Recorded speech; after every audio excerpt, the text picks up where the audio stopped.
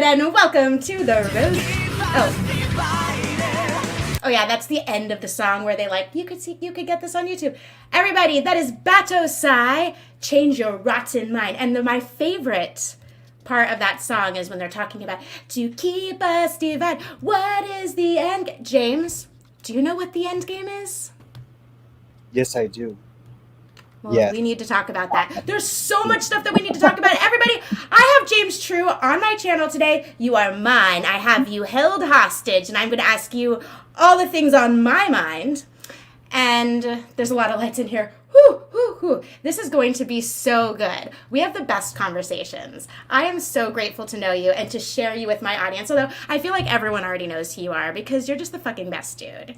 You are so freaking cool. Oh, come on, Rose. This is we're like twin flames on the Truthian Express or whatever you want to call that. But it's more of like the authentic express is even, I think, a better word for where we're going right now. So yeah. Always a pleasure. Thank you for having me on. I've been looking forward to this all week. Yes. My sweat mustache is so authentic right now.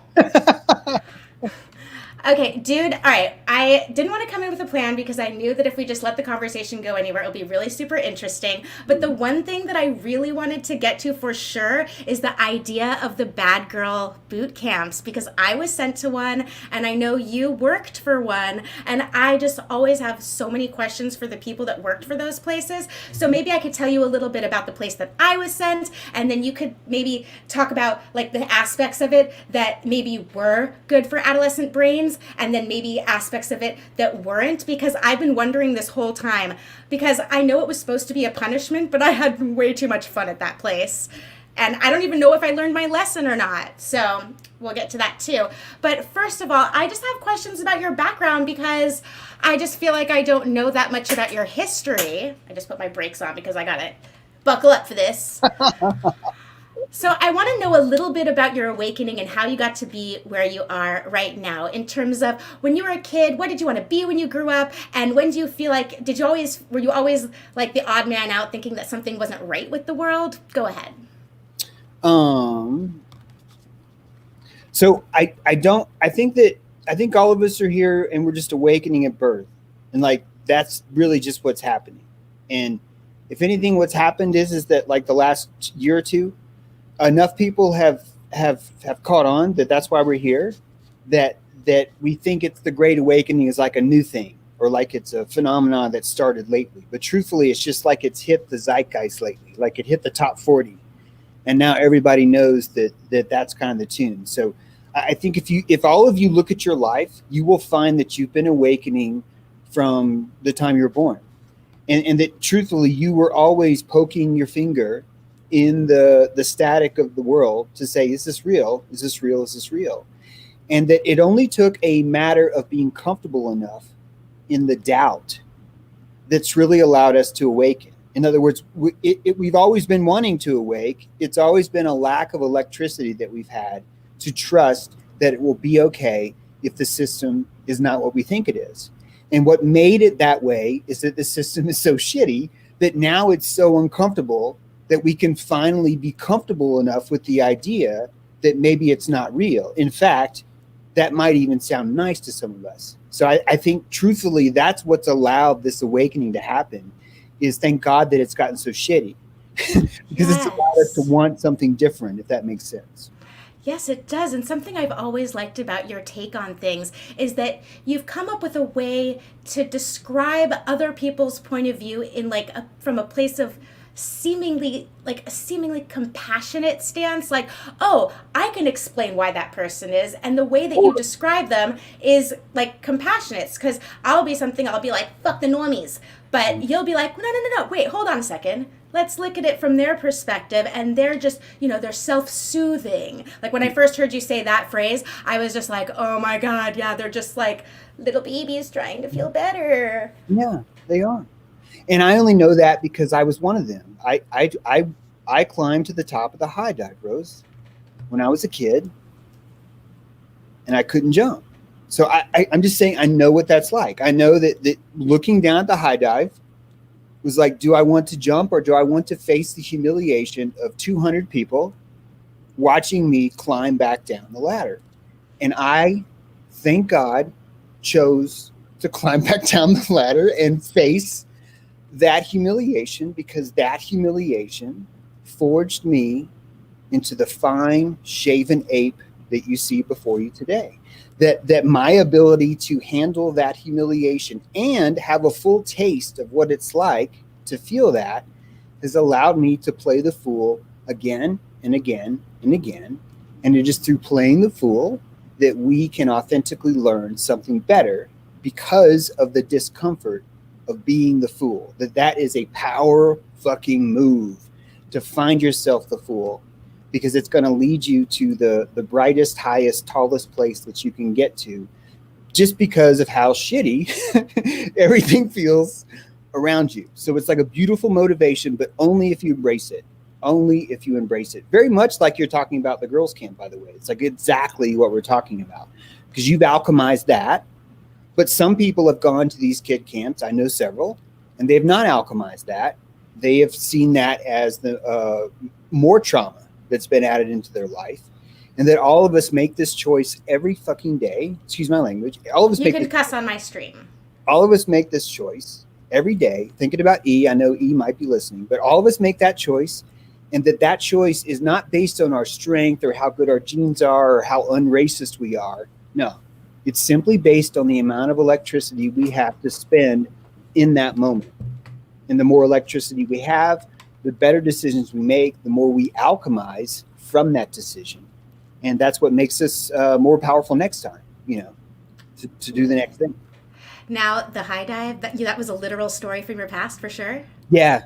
Oh, okay. So I did jump off the high dive. That was easy for me. But my thing, I used to play water polo, and when it wasn't water polo season, it was swim team season. And my mama always told me, "Oh, you're such a great swimmer," but I wasn't very fast compared to the other water polo players, and everyone was so much faster than me. And when it was time to do, I think it was 50 meters, if I recall correctly, the normal time, I think, or the other people, they would do like around 58 seconds, and I was like a minute 45. Wow. And like sometimes the coach would be like, just like I wouldn't even be back yet, and the coach would just tell the person after me to just start going, and they would just like swim past me, and as they were swimming past me, like kick like water into my face, and it was like and you know what, like I didn't even care. I just was trying to compete with my own time. But I remember that there was this one boy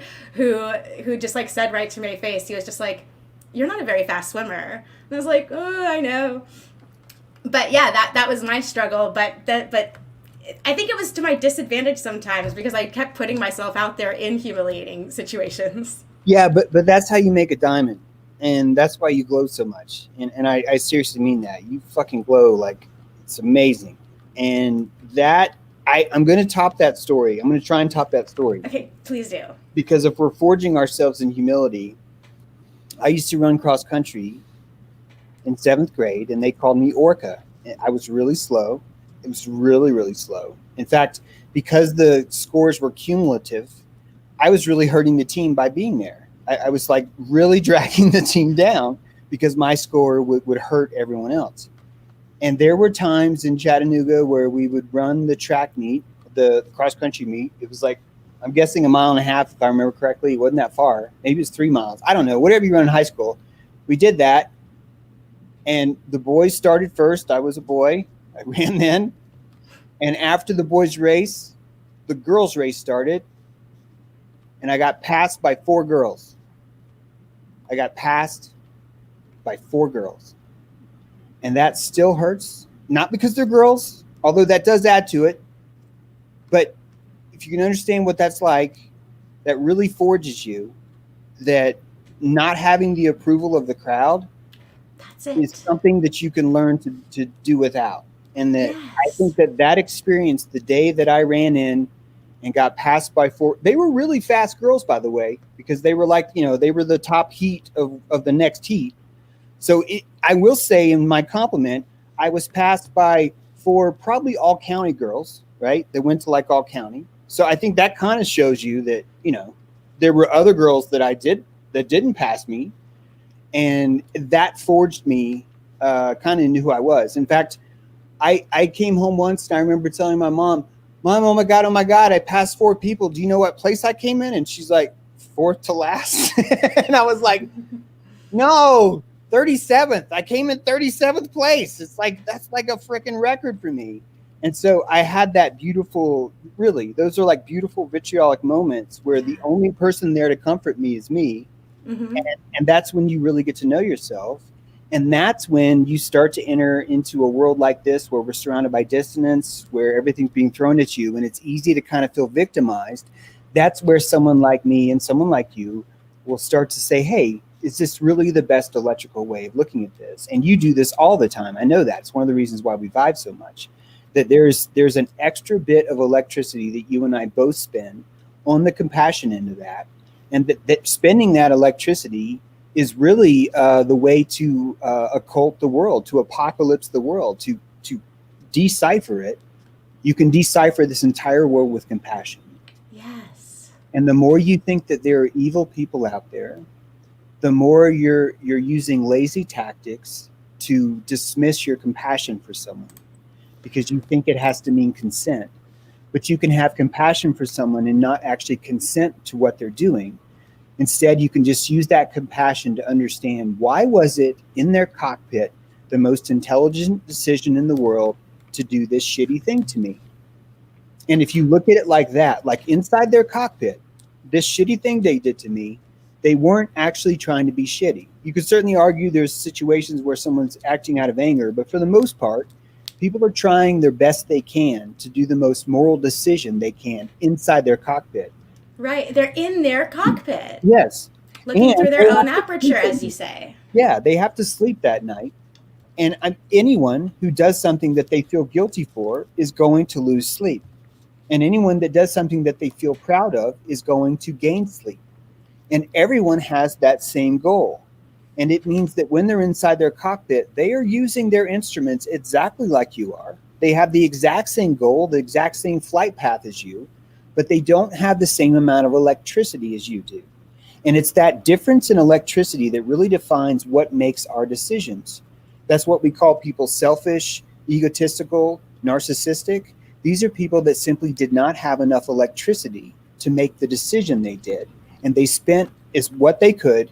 They tried to afford what they could. It's no different, Rose, than saying, well, those poor people, they're the ones that fuck up because they're buying shitty food with their little money. But only inside their aperture do you understand that, well, wait a minute, they're buying the processed food because it stays on the shelf longer.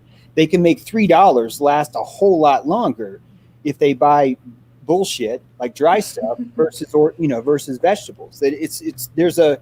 There's a reason why they're choosing it, and it's not just because they're dumb. They're making an economical decision with the amount of money they have. And I'm saying that we do the same thing with morality. With the amount of energy and electricity we have, we use those for our decisions every day too. And that's really what you're looking at in the world. You're watching a bunch of people make good decisions from a poor amount of electricity, like from the shittiest, tiniest amount of electricity. That's truly what you're looking at. And maybe just from the information that was available to them and that they were able to obtain to help them in their discernment of what is the best thing to do. I have one more crazy, stupid teenager story to highlight. Just we're getting into the teenage mind before we get into the boot camp. And then you could, if that inspires you to tell a story from your teenage, then you could do that, and then we'll get into the boot camp thing.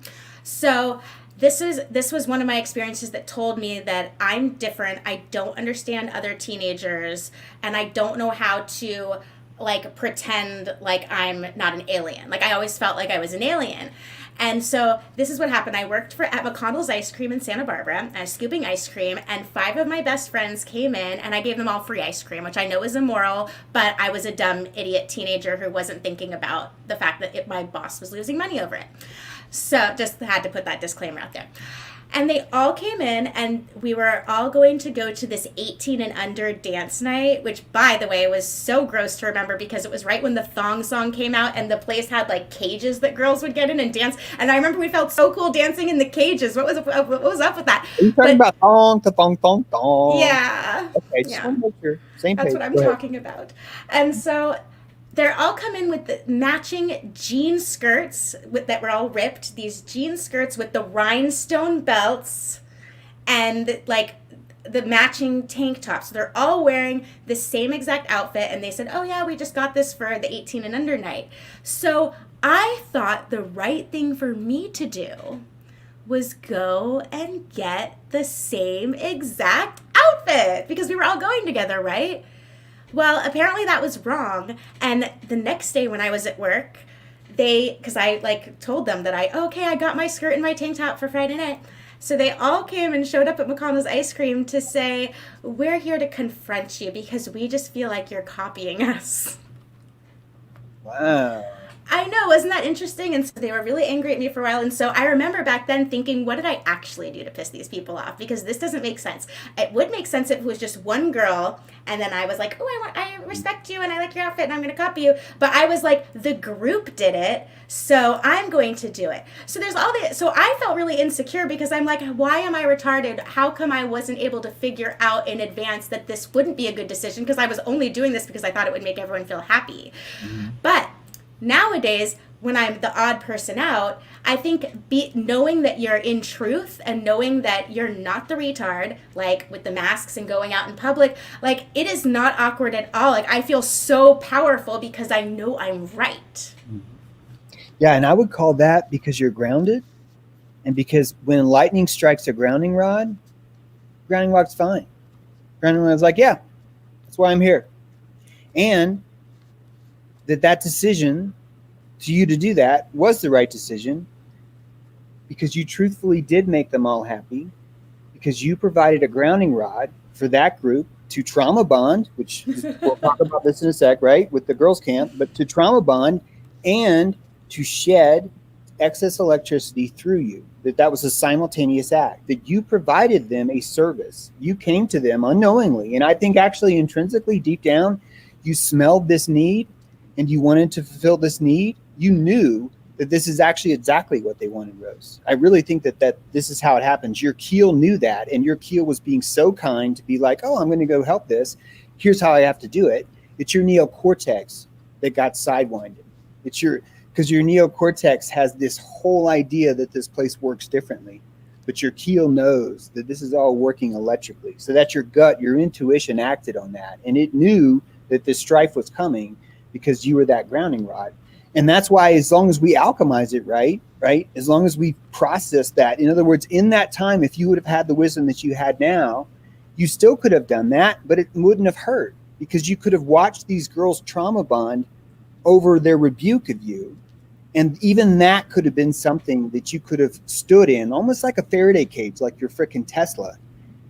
You understand the electricity, so you can stand inside that voltage and you're totally fine, because no, it's good as long as I'm here. Now, if I touch this, blah, you understand how the flow works. And I truly think that's actually why we're all here. We're here to make these mistakes so we can learn how this subtle electricity works. And we'll get there even faster if we stop victimizing ourselves, right? If we learn to be a grounding rod, if we learn to understand this is just current. All this is current. Whether it's hate, whether it's news, whether it's information, whether it's truth, whether it's feelings, all of that's current. And people that hate you and people that like you are giving you current. They're both giving you current.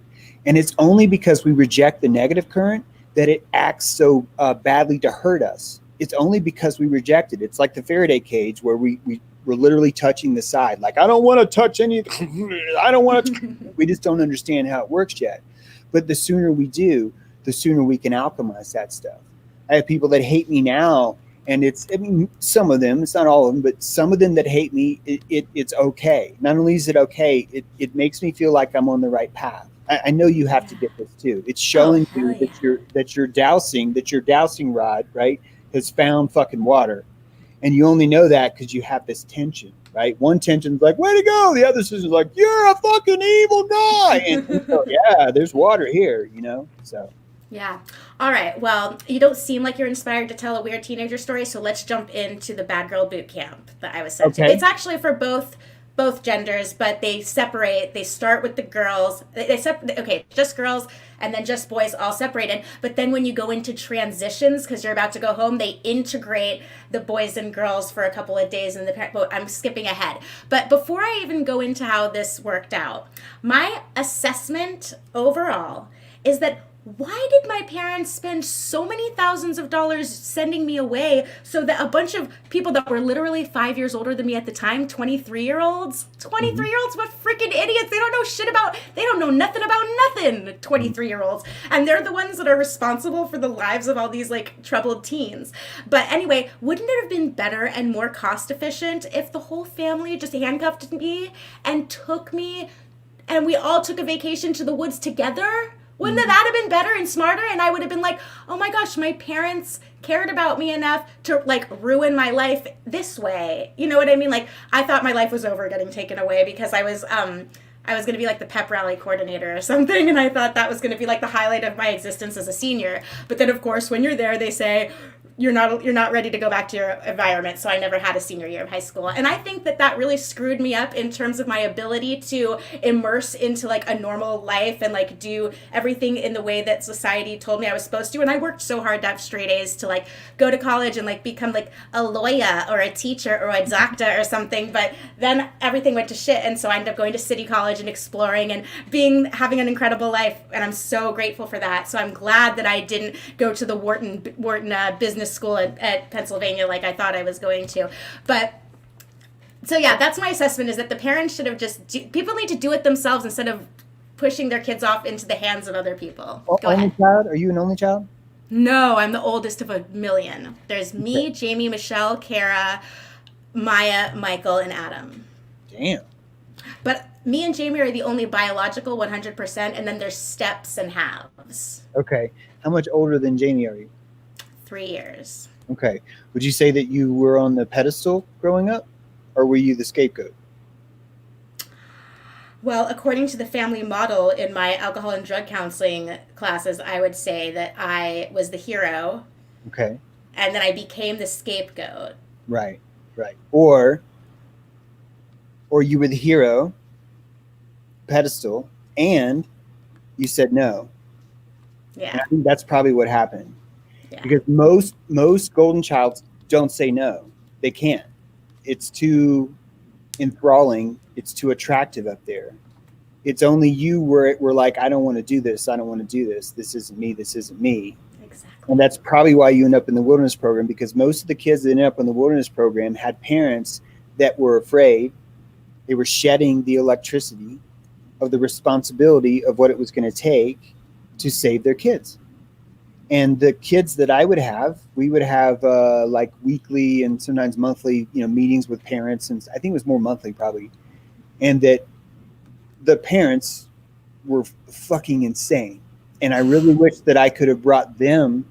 I so many times I was like, why can't we take the parents back to the camp for a fucking week? They all need to be stuck together they need to be stuck together. That's how we truly heal, is by doing it together instead of taking one person and throwing them into a situation and them changing. Because then when you reintegrate, it's like, hey, I learned all this cool shit. You guys don't understand any of it. Yeah. So you were cast out because you refused to stay on the pedestal.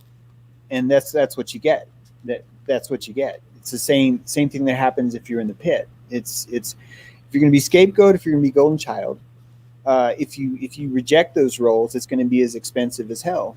And those roles aren't there to torture you. My mom did that to me and my brother to control us, to raise us. It's how you would, if you have two bulls and you're a rancher, you're going to put a fence between them.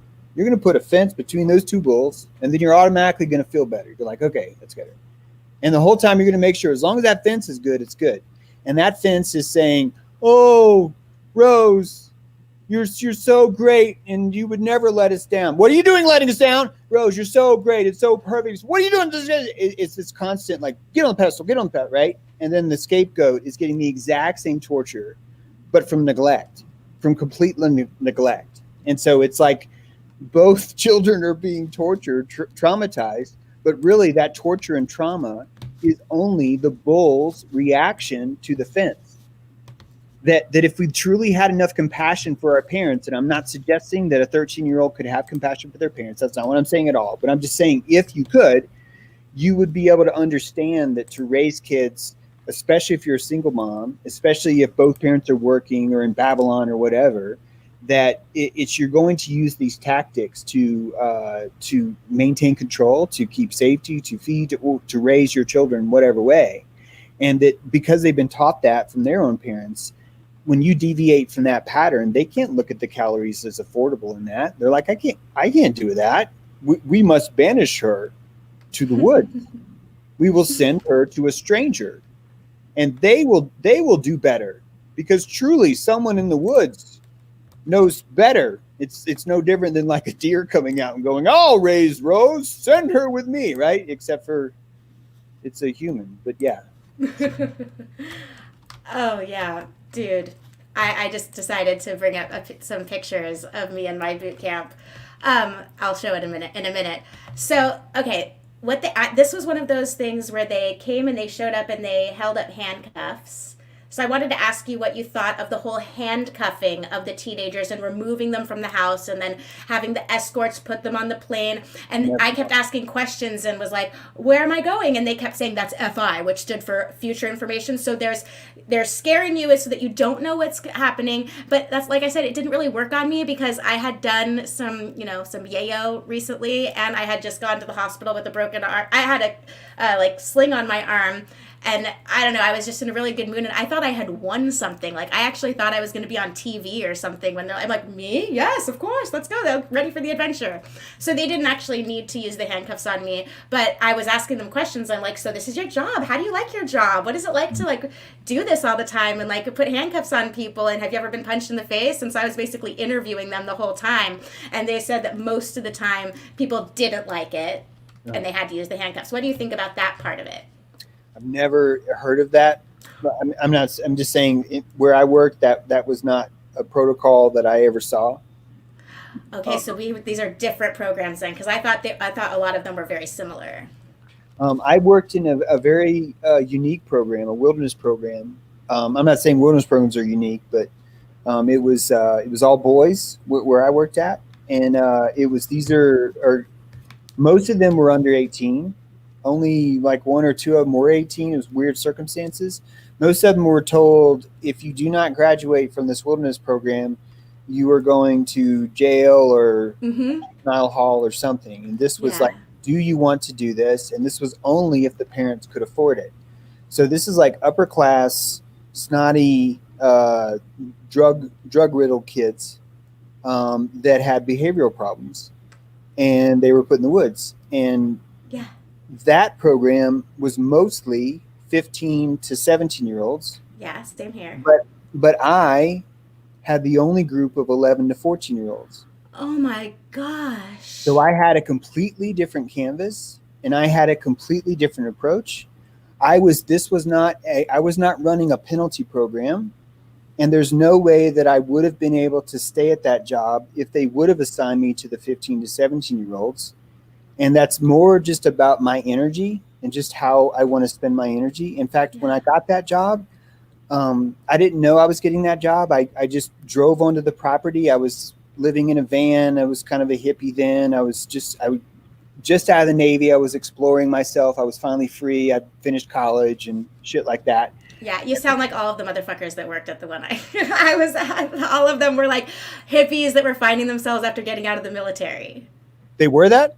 Yeah, like 24-year-olds that had done 4 years in the military out of high school. Wow, okay. Well, I'd gone to college and then did a little bit of military because I was activated and stuff. And then I was still in the reserves at the time. But yeah, that's interesting. Yeah, I was living in a van then, and just came around this property, and I saw these kids and these teepees and stuff, and I was just like, what the fuck is this? Where did I find? And I was really into serendipity. I was actually just following the road to say this road's going to take me somewhere. So I was naturally curious about what this was. I thought it was a destiny thing. Yeah. And they said, if you can stay here 24 hours, we'll give you a job. And I was like, that sounds really easy. And I didn't really want a job, but it just sounded interesting. Yeah. And so I went the first night. I stayed with the 15 to 17-year-olds. massive fight broke out. This kid pushed this other kid's face through one of those those little windows that has the little grids of metal inside on like a gym. Like pushed his head through that. This massive brawl. These massive like kids are picking up rocks and stuff, trying to kill each other. It was just like dilated the fuck out of me. And but I didn't leave. I stayed. And the next day, I more stayed because I was like, I wonder if I can stay. Like, can I survive this? And that night we went up on the hill. I was living in their tribe, in their Lord of the Flies camp, and all we had was a fire there. And I had a cot. I slept next to 3 guys that I didn't know, and one of them had just been pushed through a plexiglass window. Or I keep saying plexiglass, but like a gym window thing. And the entire experience was kind of terrifying in a challenging way. Yeah. And I went to group fire that night. I was dilated from what happened. And I watched these kids, these 15 to 17-year-olds, violent outbreak kids, turn into wise, sage fucking adults, like Merlin druids, as they talked around the fire. And they discussed what happened. And they were having these authenticity jousting sessions with each other about. I know what you mean. About that's not why you did that. Yes, it is. No, it's not, Clint. Standing group. No, so and so's not being authentic, and I'm gonna be competitively authentic, more authentic than that person. Yeah, and that blew me away. I was so changed by that ritual, by that ceremony. And the next morning, when I came down and the guy was like, hey, you made it 24 hours, do you want a job? And I was just like, I can't work in that, because I knew that required, most of my job was going to be physical management of aggressive behavior. Most of that was going to be bouncer work, physical work. And I told them, I was like, I think you're going to find that I'm going to burn out really fast on that. And he goes, well, actually, it's funny because you were going to be 11 to 14-year-olds. And then I was like, well, let me try that out. And it was, holy fuck, it was just nothing but amazing, because the same alchemical work was taking place and I got to step into it and I got to experience that tribe as if I was one of them. And I not only did that, but after a year and a half, I got to develop my own techniques, my own ability to use the group mind to do alchemy on each individual person. And it just gave me all these tools, these amazing tools into compassion, into understanding why did that kid just pick up that stick and hit me in the back? Like why does it hurt so much? Why am I'm not going to punch him back? Why, like all these lessons in how do I alchemize this without being a pushover? How do I see this? And it's just kind of, it just morphed me. It was the most educational experience I've ever had. And some of those kids didn't do well, Rose. Some of those kids, the first kid that quote graduated went back and insulted his grandmother with a lead pipe. And so it's like, it was a constant learning. It was a constant just trying. It literally, towards the end, I was just throwing anything I could, the most creative.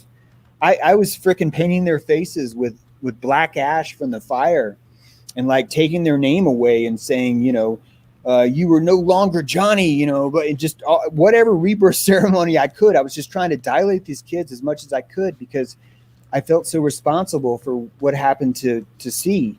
C went, when he hit his grandmother, that was it. He's went to prison or basically from that because he was already in there for assault. And it just felt so like every day was just like on point. Oh my God.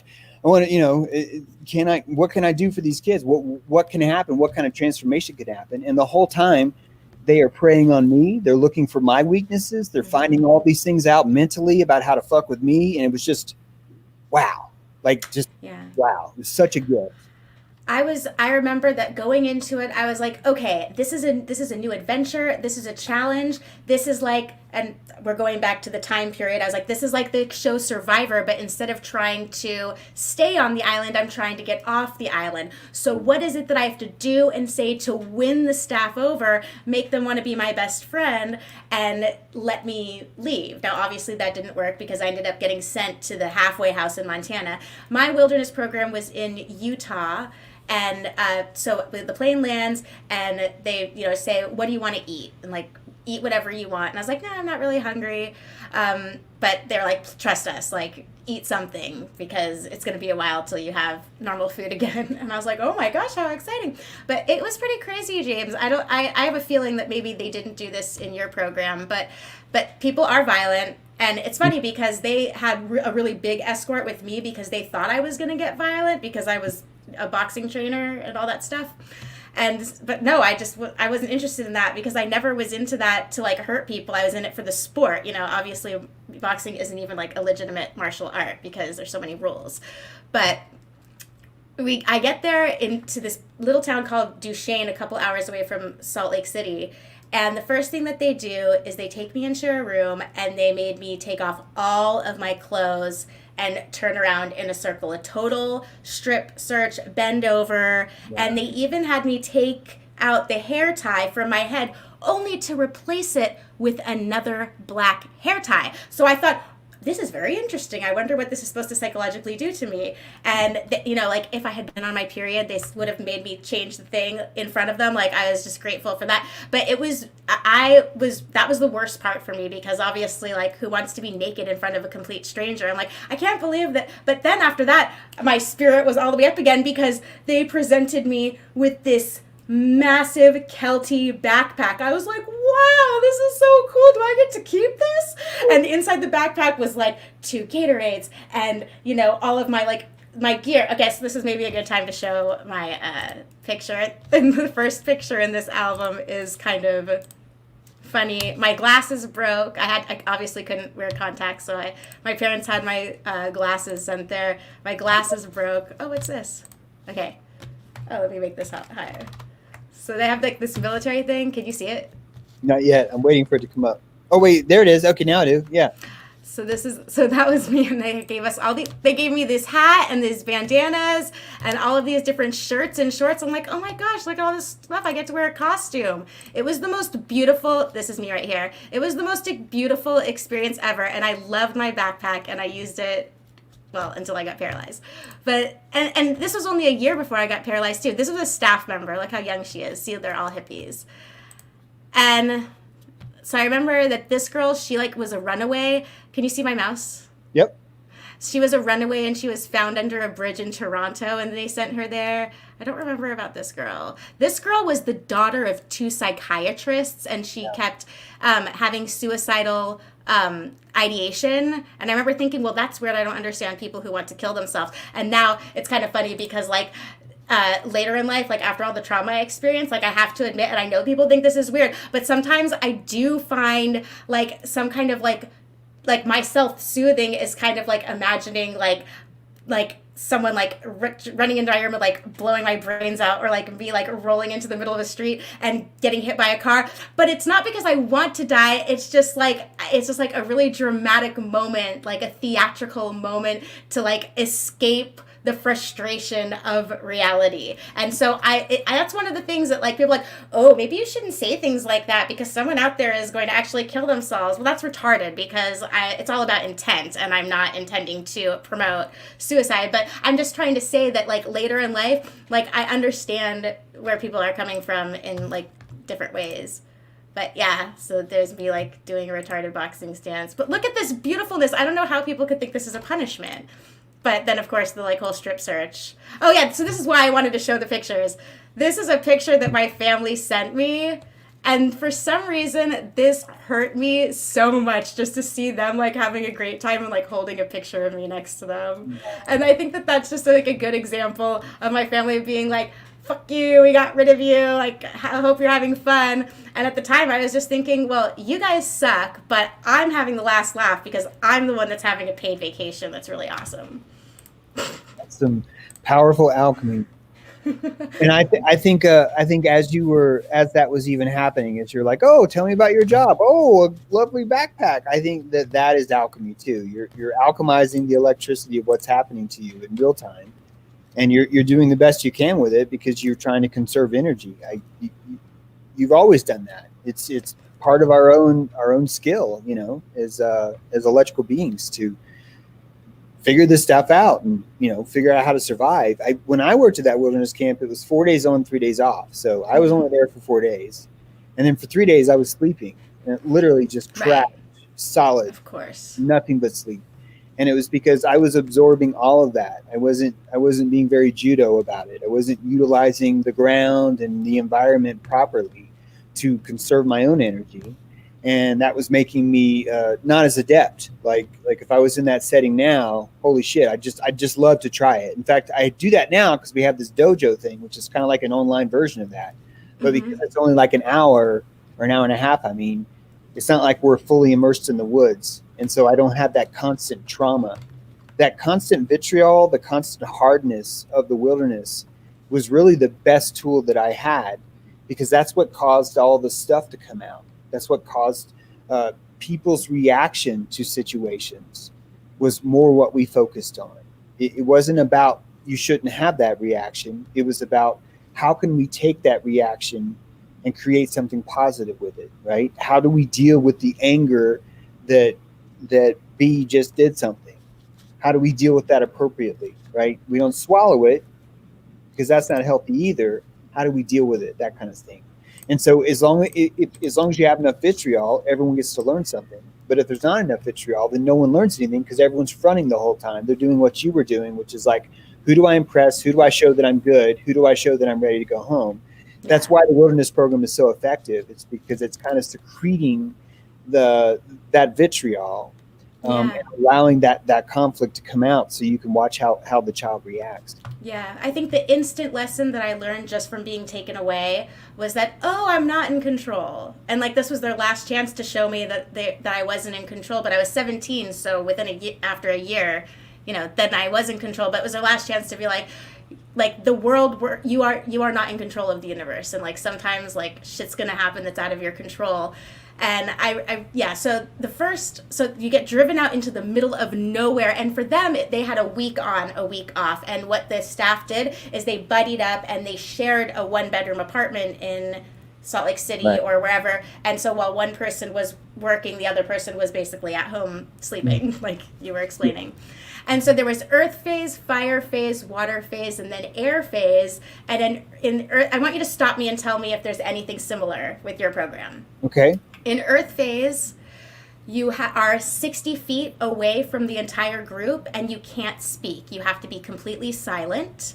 And they give you a plastic spoon, and one person who's like your mentor, you can't talk to them, but they bring you your food, and you have to spend earth phase writing your entire life story. And I guess the average was like a 3-page thing, and then they bring you into fire phase, but I spent like a week on earth phase, like just writing and writing and writing and writing, and everyone was like so pissed because you end up having to read it in your fire phase.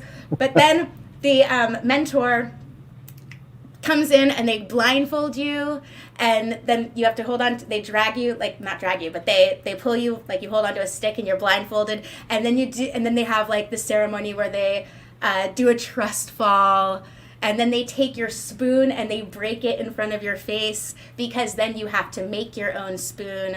You learn knife safety, and then you make your own spoon that you're going to eat out of. But sometimes people were just lazy and they just broke up a branch and would just shovel stuff into their mouth. And so in fire phase, the only way that you can get to water phase is if you use a bow drill set and you make 5 embers. But here's the thing, when they took me to base, my arm had been like broken a little bit, a long story about like before I got there.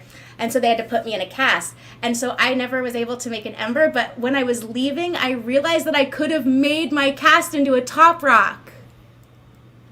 Gotcha. If I had just made a little thing, I could have used it. But anyway, so I never made it to water phase because of my arm. But that was fire phase.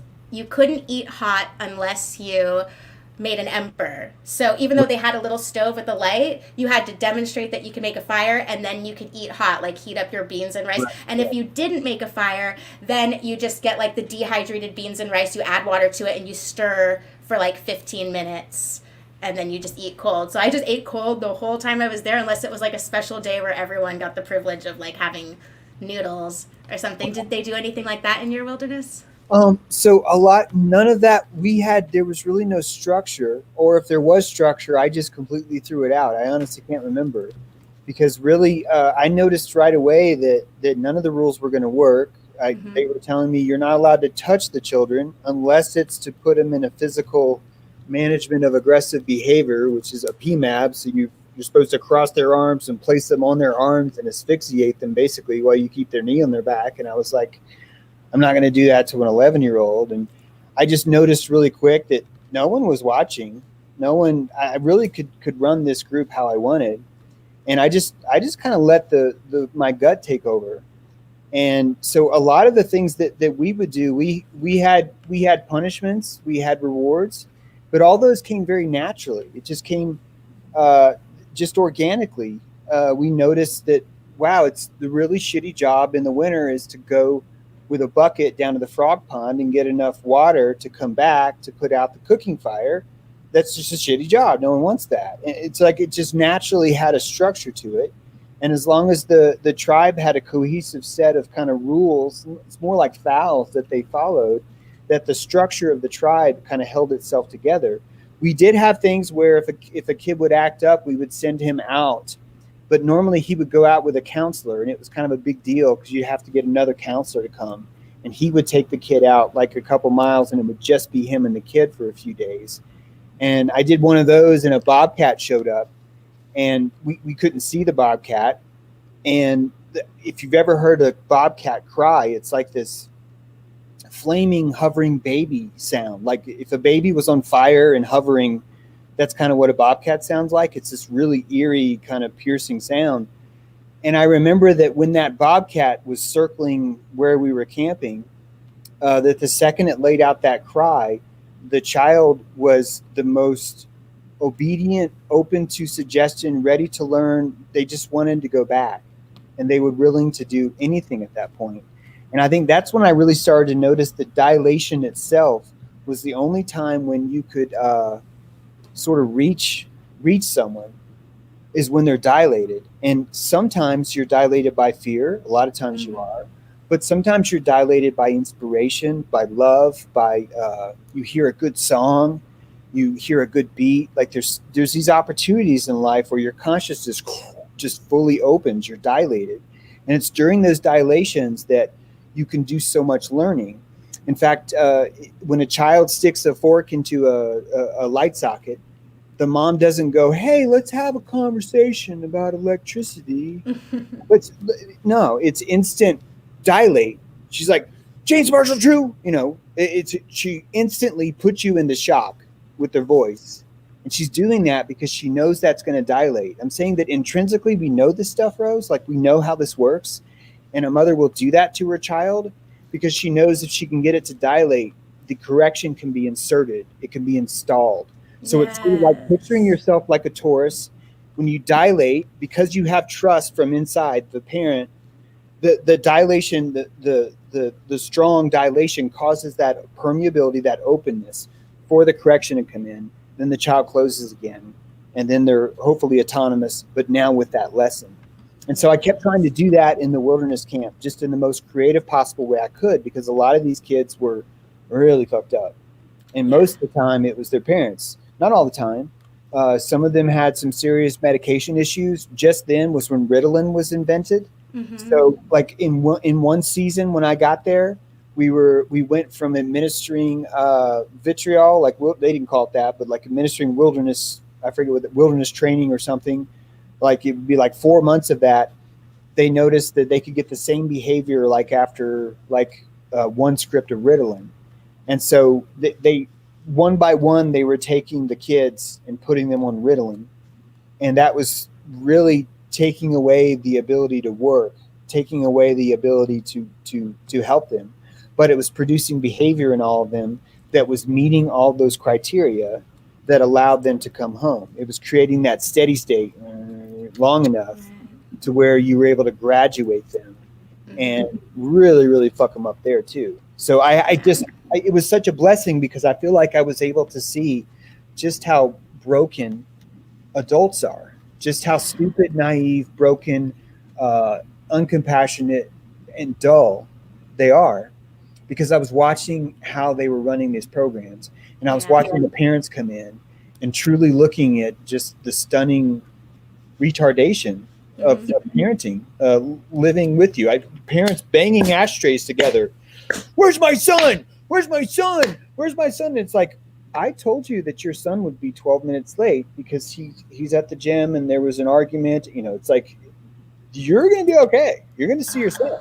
Like that kind of behavioral stuff. So there was buildings there, because mine was low impact backpacking. Yeah. Where we typed 10 miles a day and the only thing waiting for us at each campsite was water, because obviously we're going to be able to carry that.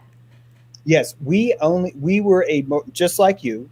We were if we were behaving properly, we as a tribe, if we were behaving properly, we were allowed to come onto a main campus for like a 45-minute period and get supplies, fill up our water jugs, check into the kitchen, get food that we would take back to the camp to cook that night. Unless we were on quarantine, I'm not talking about like now quarantine, but like we were acting up, we would have to arrange this handoff where you were meeting someone in the woods for like a drug drop, but it was food and stuff. Right. You lost or gained the privilege to campus based on your behavior. And most of your time was spent off campus. It was only when there was a meeting or we were allowed showers twice a week, like on the campus showers. So there's just a few opportunities where we could come to campus and do things. But most of our work was in our own campsite. And that was a campsite that we built and maintained. And, 11 to 14-year-olds, you think it wouldn't be that great, but it was actually pretty nice camp because, for a couple of years, this group had been running this camp, this tribe. So, they just naturally make it better and better and better. So we had like a solar panel by then. We had like a screened in porch for cooking, and a fire ring and stuff like that. So how cool. Yeah. We, like I said, it was all low impact backpacking. So you just arrived to the campground, but it was just nothing there. The only way that we knew we got there was because of the water. And we had to dig a hole for you know what, and then another hole for like washing our cups out. And I learned something that blew my mind, and I want everybody in chat, if you didn't already know this, is that we cleaned our food cups with dirt. That's how you made it the most clean, is you add dirt to it and you get all the food out with the dirt, and then when it dries you just wipe it off, and that was the way to clean it. So ever since then I'm just like not afraid of dirt because I ate dirt for so long.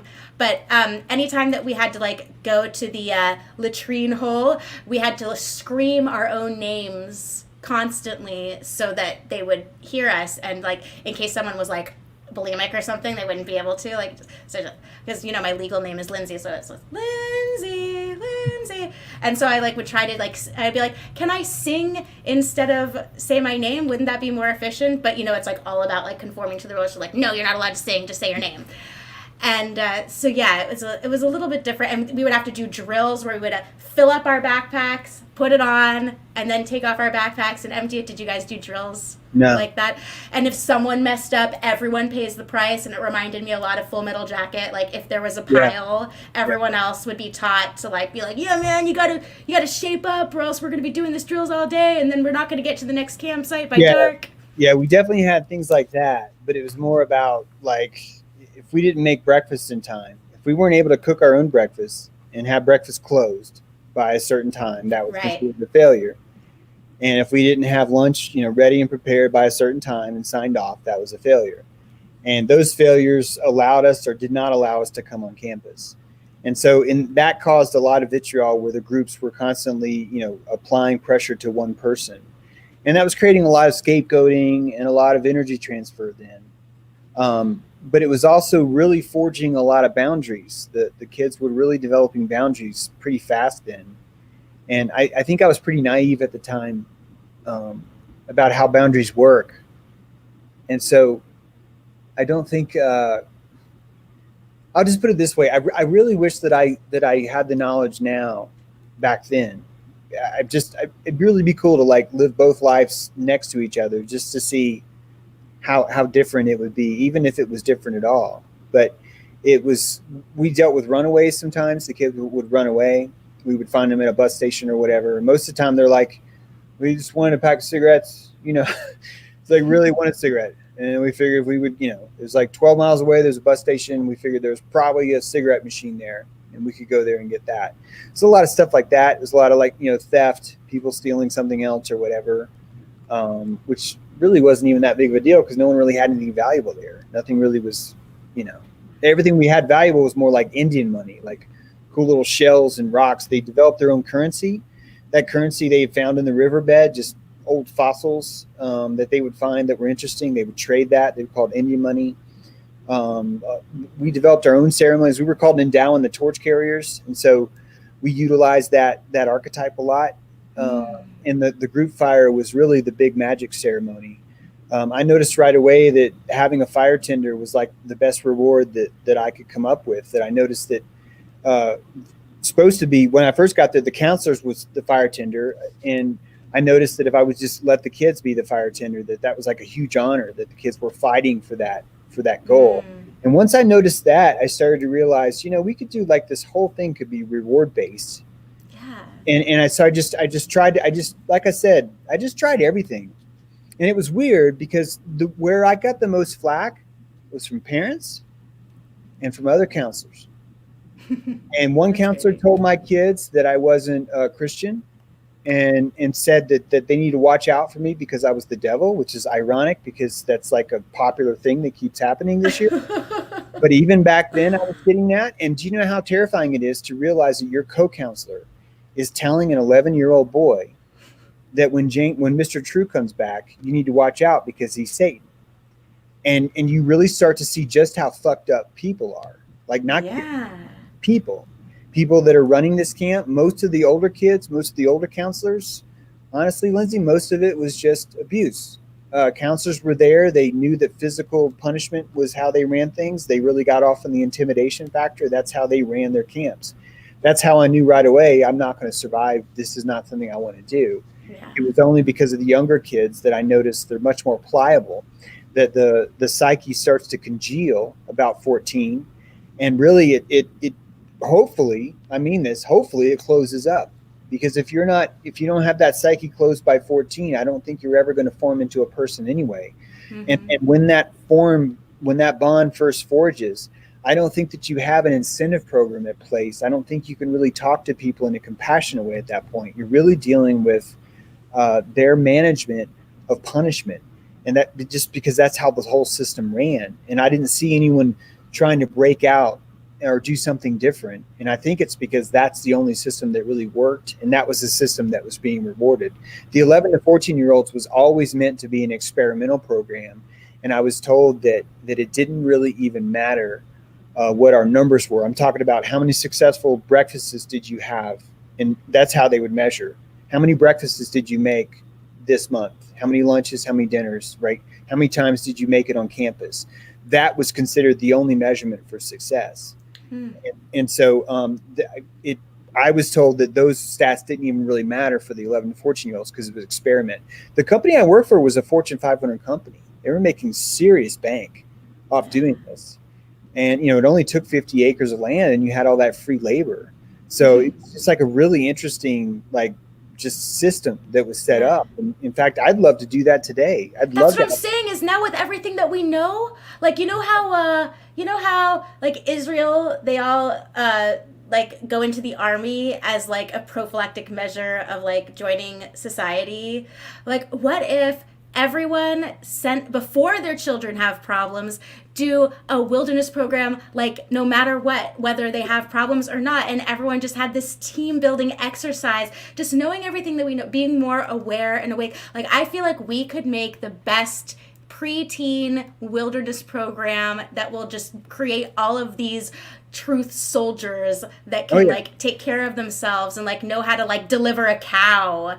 you Well, don't know? even get me started because I think what you should do is instead of college or before college, after high school, you have an unlearning camp, this wilderness camp at Noli Bab, the Babylon opposite. And you basically going here to unlearn everything they fucking taught you. You're Yes. taught here, and actually you're taught in a funny way because you could do like a top 10. Here are the top 50 conspiracy theories that you think are true right now.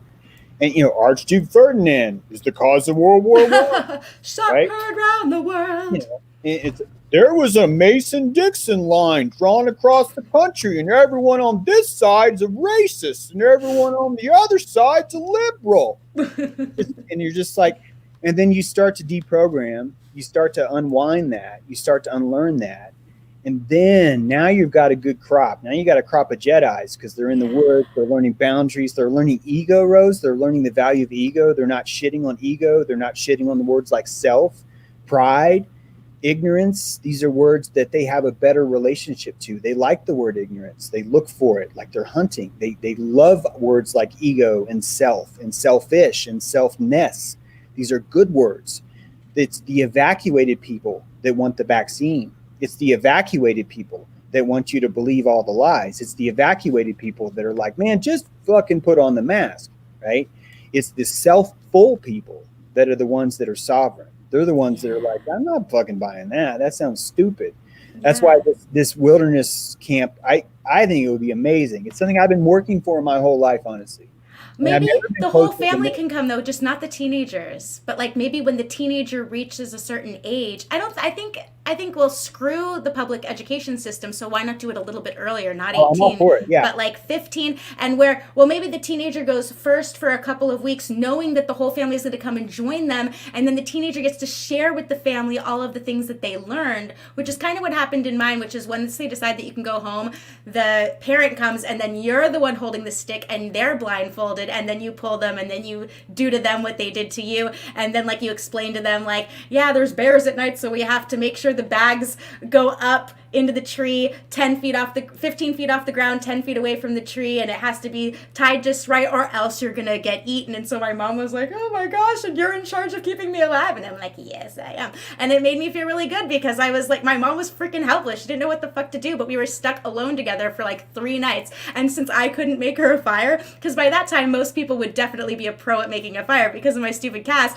I couldn't make a fire, so I'm like, guess we're just eating dehydrated beans, mama. That's beautiful. I love the idea of parents being there. I think it might sound boring, but I think that the best sell for this wilderness camp is people would come and volunteer for committees, and that committee is landscape committee, and landscape committee is there to beautify the woods, the campground. And so, as a part of your vitriol on this spot, you are beautifying the area. You're making it better for people. And every night you're coming to a fire and you're having an opportunity to exchange vitriol, which is really what you want. You want these opportunities where it's like, Sarah, you took the last peanut butter cracker at lunch and that's just bullshit, man. Sarah's like, I didn't take that. And it's like, yes, you did. I'm having flashbacks. That's great stuff, because if you can bring that up in a nurturing setting, that's what you want, Rose. You want conflict like that in a nurturing setting, because that's when you can really, really do the most alchemy with these kids. Because and we don't have that. We're taught just to forget it, stop talking about it, forgive it, just give it back or whatever. We're never taught to dive into this. We're always taught to run away. And if we're taught to dive into this, it's going to make us more resilient. It's going to make us more likely to go, why the fuck would I put that needle in my arm? Are you insane, you freaking psycho? Yeah. That comes from self. That doesn't come from the lack of self. That comes from a power within. That comes from your ego. That comes from your heart. That comes from your Taurus in full power. So this wilderness program would be about that. It would be about making sure you're full power all the time, because most of us, when we have more power, we get nervous, and then we transmute that nervousness into fear, or we shed it through victimization. That's why most of our narratives are victimization narratives, because they allow us to shed electricity. And if we don't have as much electricity, we don't feel so responsible for the things in our world, because we only have 5% of electricity to spend, and I can't go help make everything better. That sounds too hard. But because I have this small amount, I can only work on my one little tiny spot here. And truthfully, that's what the truth movement, the comfort movement is doing to us. It's giving us these opportunities to be fearful enough, which is whenever you feel fear, you're losing electricity. And so James, we do these things to feel better, to self-soothe. James, I'm starting to feel depressed at the idea that we never realize our dream and make our own teenage wilderness program. So I'm ready to move on. I don't know how much time you have. We've already been doing this for an hour, but maybe one day we can put together a temporary, like one-time wilderness retreat just for the kids of people in this, general community of people that understand the true nature of reality. I love it. Let's do it. Okay, I don't know when we can do this, but before I die, we need to do it. Okay, and I don't mean die like rolling into the middle of the street for anyone that was triggered by me talking about suicidal ideation. But anyway, James, so it's been an hour and 9 minutes. How are you doing? Do you need a snack? How much time do I have with you? I told you about how I wasn't being observant enough of my last guest. Remember how it went wrong and I had to how are you doing? Yeah. I'm doing good. I don't feel victimized. But if you're getting ready to victimize me, hey, let's see what happens. Okay? Well, I want to just plug your book, which I have right here, The Best Apocalypse Ever. And I read the last chapter first, and then I went to the first chapter, and then throughout the day I've been I gotta finish the book before we have our meeting, but I didn't finish. I was just going, and this is a really great book because you actually can read each chapter independently of another, and it's like a little miniature story, and it really gets out your ideas.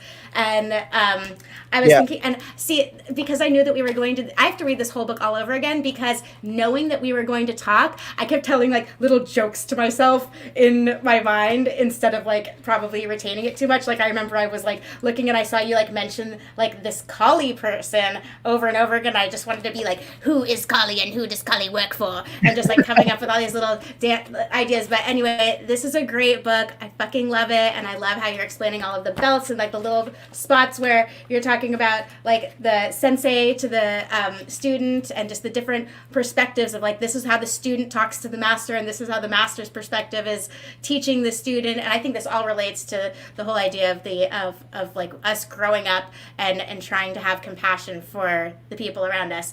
But where do we go from here? Something I wanted to talk about, and maybe this will get my channel taken down, but as everyone can see, Hanukkah. It's Hanukkah. Happy Hanukkah. I was born with the genetics associated with Ashkenazi, so I think I have the right to say fuck the Jews, right? Okay. That was supposed to make you laugh.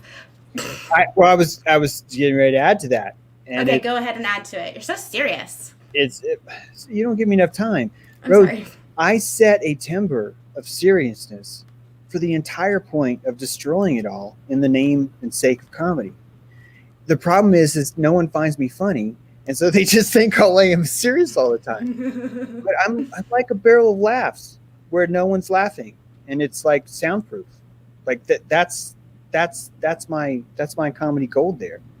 But it is Hanukkah, and I think it's fascinating that we have this concept of chosen people right after we were talking about pedestal, about what it's like to be on the pedestal. It screws you up. And also, I always talk about Christmas as how Christmas is evil in a sense that the Jews are telling their children that there's no Santa, and then it's giving the Jewish kids a sense of superiority because they know the truth, and all of the goyim, are believing this ridiculous lie. I shouldn't have said Christmas is evil. See, I have the same problem you do where you say shit and then everyone gets really mad. But that's why we're perfect to have this stream together, because nobody really actually thinks that I think that Christianity and the idea of Jesus was the coolest guy ever.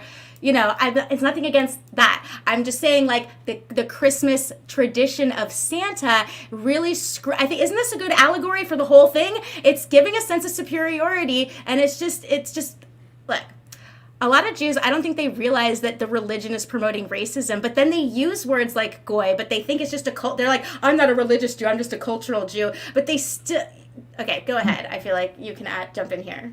Save me from myself. Well, I don't want to save you. I love watching you squirm. I think it's hilarious, and the fact that Okay, I good. ride shotgun while you're doing that is even more fun. I'm just like, hey, this is a great song. The wind is down, the hair's blowing through my what hair I have left, and I'm just like, do it, Rose. Let's see where this road goes. So I'm all for it. I think Jews are really screwed, and I think that they're so screwed because they've been on the pedestal so long that they've normalized all the shit that's going on. And I think that it's all been for a reason that, believe it or not, is supposed to be aimed at good. And that in 220 years, this cycle will be done. And this cycle will be controlled by the Jews. It will be in the Intel chip. There's only 2 chip manufacturers right now, and those chip sets are owned by Israel. And that is your new form of censorship. It happens on the chip level.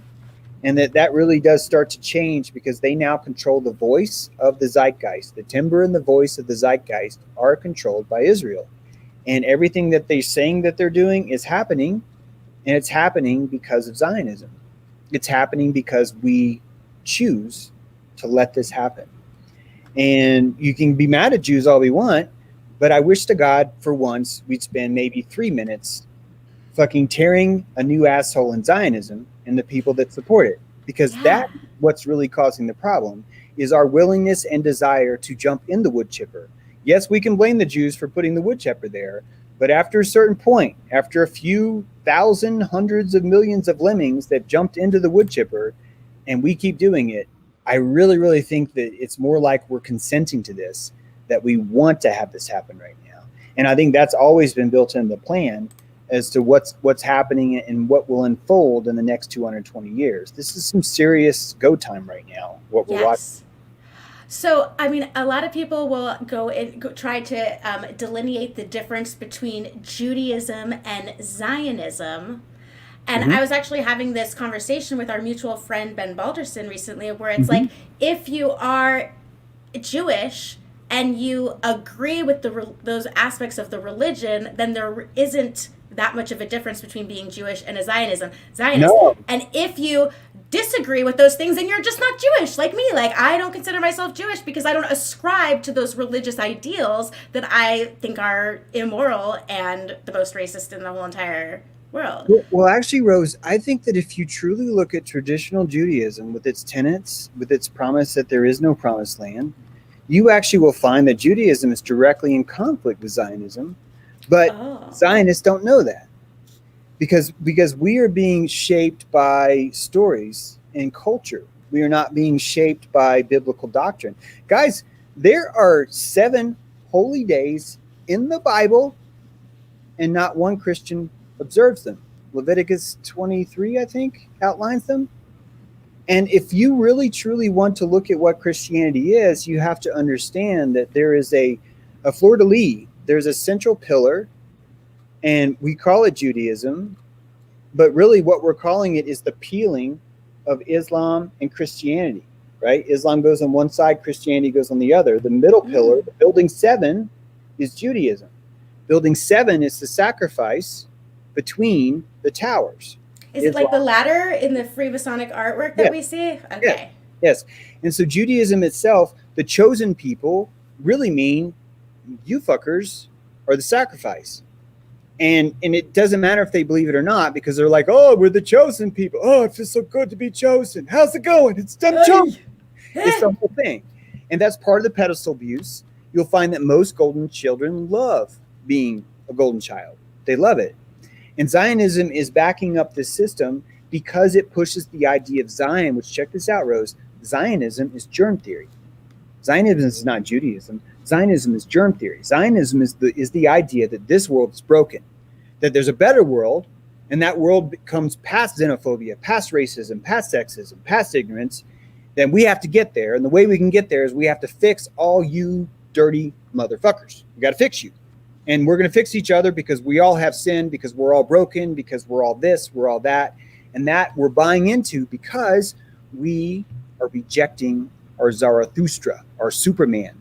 We are afraid of that much energy, Rose. We're not used to holding that much power.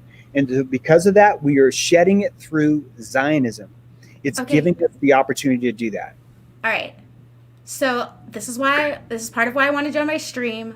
Is I think you know way more about Judaism than me because I skipped the bat mitzvah because I didn't agree with organized religion at the time, and I had no idea how much it would have been more convenient to get like a car and like have a great party where everyone plays a montage of my whole entire life to Green Day's "Let Me Know When It's September" or whatever it's called. Let me know when I don't know what is it called? Wake Me Up When September Ends, right? Someone needs to make a parody called "Let Me Know When It's September." But yeah, so can you say like really straightforward in the best way possible, and then you could expound. But what is Judaism in reality? What is the erroneous perception of what Judaism is, and how are those things different? What is Zionism, and how is it different? Can you do that for me? Yeah, and please stop me if this doesn't work. The true branch of Judaism goes all the way back to Rome and goes all the way back to Egypt. And deep inside of Judaism is this idea of following the software of God, the Torah, the software. And that when Christianity was born, what you saw was Judaism and Christianity split. And Christianity took the hardware and Judaism kept the software. Judaism follows the holy days. They follow the tabernacle. They follow the rituals. They follow the Meshugana, the Mashiach. There's all these different things. They're about the software. Christianity is about the person, the hardware, the Savior, the man itself, the cross itself. The behavior. These are both originally from the same wellspring, and they splintered off. And you have this belief in the Messiah, the hardware, which allowed Christianity to branch out, and it was pushed. It didn't natural. This wasn't natural. This was all on purpose. It was pushed and severed. It was schismed. That's why you have all these stories of, oh, the Christians were persecuted. They were persecuted. Really, the Christians were pruned. They were pruned to be a separate graft off of Judaism. And what happened 400 years later, 500 years later, they did the same thing to Islam. They took Muhammad and they took the prophet system and they branched it off. And that's why on this branch, you're mutilating the boys with circumcision. Which is evil. And on this branch, you're mutilating the girls. And I get it, chat. Oh, but not everyone. I get it. But overall, this is what's happening in our two systems. You have genital mutilation of males, genital mutilation of females, and building 7 right in the fucking middle. How do people not see that this is freaking crazy? Judaism has the same God as Christianity and as Islam. It's true. Allah, Yahweh, same person. Same book, same stories, same map, same identity, all of it. Guys, Satan, Shaitan. Okay? Solomon, Salome. King of Solomon, same religion. Tabernacle, Ark of Covenant, all the stories, flood stories, Noah, Moses, all the same. All right. And where those come from? They come from the Torah. They come from the book of Moses. And that book of Moses comes from the Talmud. This is where people get so mad. They get so mad when I say this. And I just want to remind you, Rose, doesn't mean I'm an expert, but the reason why I know so much is just I happened to major it in college. That's all. And just for 4 years, I was just really able just to really study it because I'm still into, I fucking love religion. Just the study of it was just fascinating. And the purpose of my channel is to have people come on my show and express their point of view, and for people to be able to hold the idea in their mind without accepting it or rejecting it, and just listen and try not to get overly emotional and just look at things from a curious perspective, and also recognize that we all reserve the right to make mistakes and possibly be wrong, and we're just here to talk. So please continue. The Talmud is the oral tradition. And the oral tradition preceded the written tradition. And if you look in the Bible, you will see that Moses received not one thing, but two. He received the written laws, the 10 Commandments, and the oral tradition. The spoken and the written is the AC and the DC of truth. And Christianity only has the DC. They only have the direct written word. And that written word has been bastardized down and simplified for the Goyim. and it will be turned into the Noahide once it becomes a political rule, not a religious rule. The Ten Commandments will morph next into the Noahide laws, but these will be a political rule. It will be about human rights, is how this will be presented. It's the next factor of religion. Right now, the final frontier of religion is science, and that science will grow and start to congeal, and you will find Noahide laws as being more of like, no, it's just general how you treat people, and that'll be the new system. But the Talmud is truly the origin of all the major religions you see, and it's a verbal religion. It was not allowed to be written down. In fact, you weren't even allowed to study the Talmud unless you were 40 years old, you owned a couple of acres of land, you were successful. It was only then that you were even allowed to know the secrets of what the Talmud was saying. Those secrets, how you pronounce Yahweh, how you pronounce the name of God, the seal of Solomon, these secrets are locked in the oral tradition, not the written tradition. And these are the sound, the intonation, the vowels that have been added to the Jewish language are basically there to try and give you the excuse that you don't need the oral tradition anymore. It's a way of hiding this truth even more. And this truth is a time capsule. And I believe that time capsule, Rose, it might sound dramatic, but I believe that time capsule was here 6,000 years ago. And the exact same time capsule will be stored at the next reset, which is probably happening in 220 years. That this system that we see of constantly building the Tower of Babel and destroying it, and building the Tower of Babel and destroying it, is built into the scaffolding of this place, and that it's meant to have this sort of savior time capsule thing that allows it to reset and for the Talmud to emerge again in the new paradigm, the new age of Aquarius, and rebuild that civilization, to cause that antenna with promised people, with chosen people, and all this dissonance and all this lies will recreate itself because it's pruning and growing us. Discernment. The most badass, most highly trained DNA line ever is what we're here to do. Our DNA, we are learning to discern, to defend, to have sovereignty, to pick through the lies. That this is an organic breeding ground for DNA line. James, really quick, I have a crying cat. I don't want you to keep talking while I'm gone, so I don't know what to tell you because I want to hear everything you have to say. So just hold on 1 second. It wouldn't be a Rose777 live stream if I didn't interrupt it for a cat.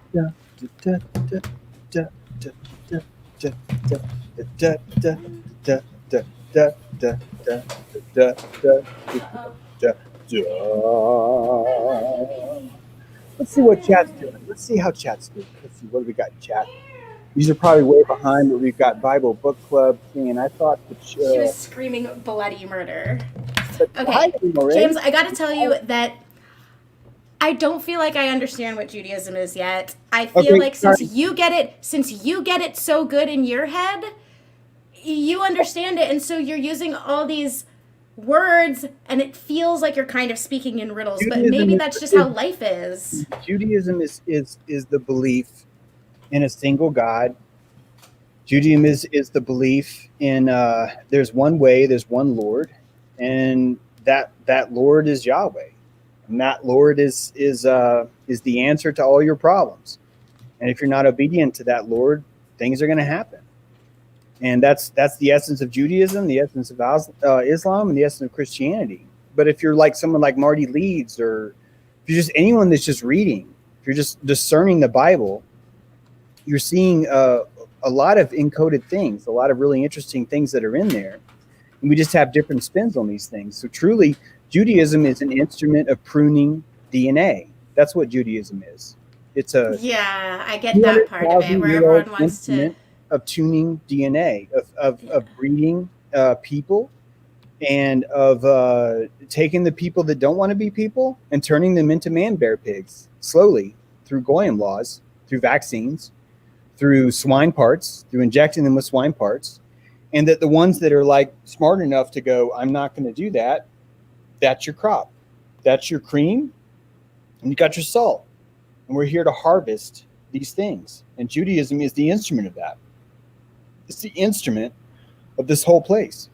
Okay, so in college, they taught me that Zionism my history class, the Middle East one. And by the way, I think that this class sucked because I came out of it thinking that the whole area just needed to be nuked and everyone just wasn't going to get better and there was no way it could ever be fixed and just wipe the petri dish clean, which is an awful way to think, but that's like what that's the way I got an A, was by like repeating like what the teacher said, and that was the conclusion I came to at the time.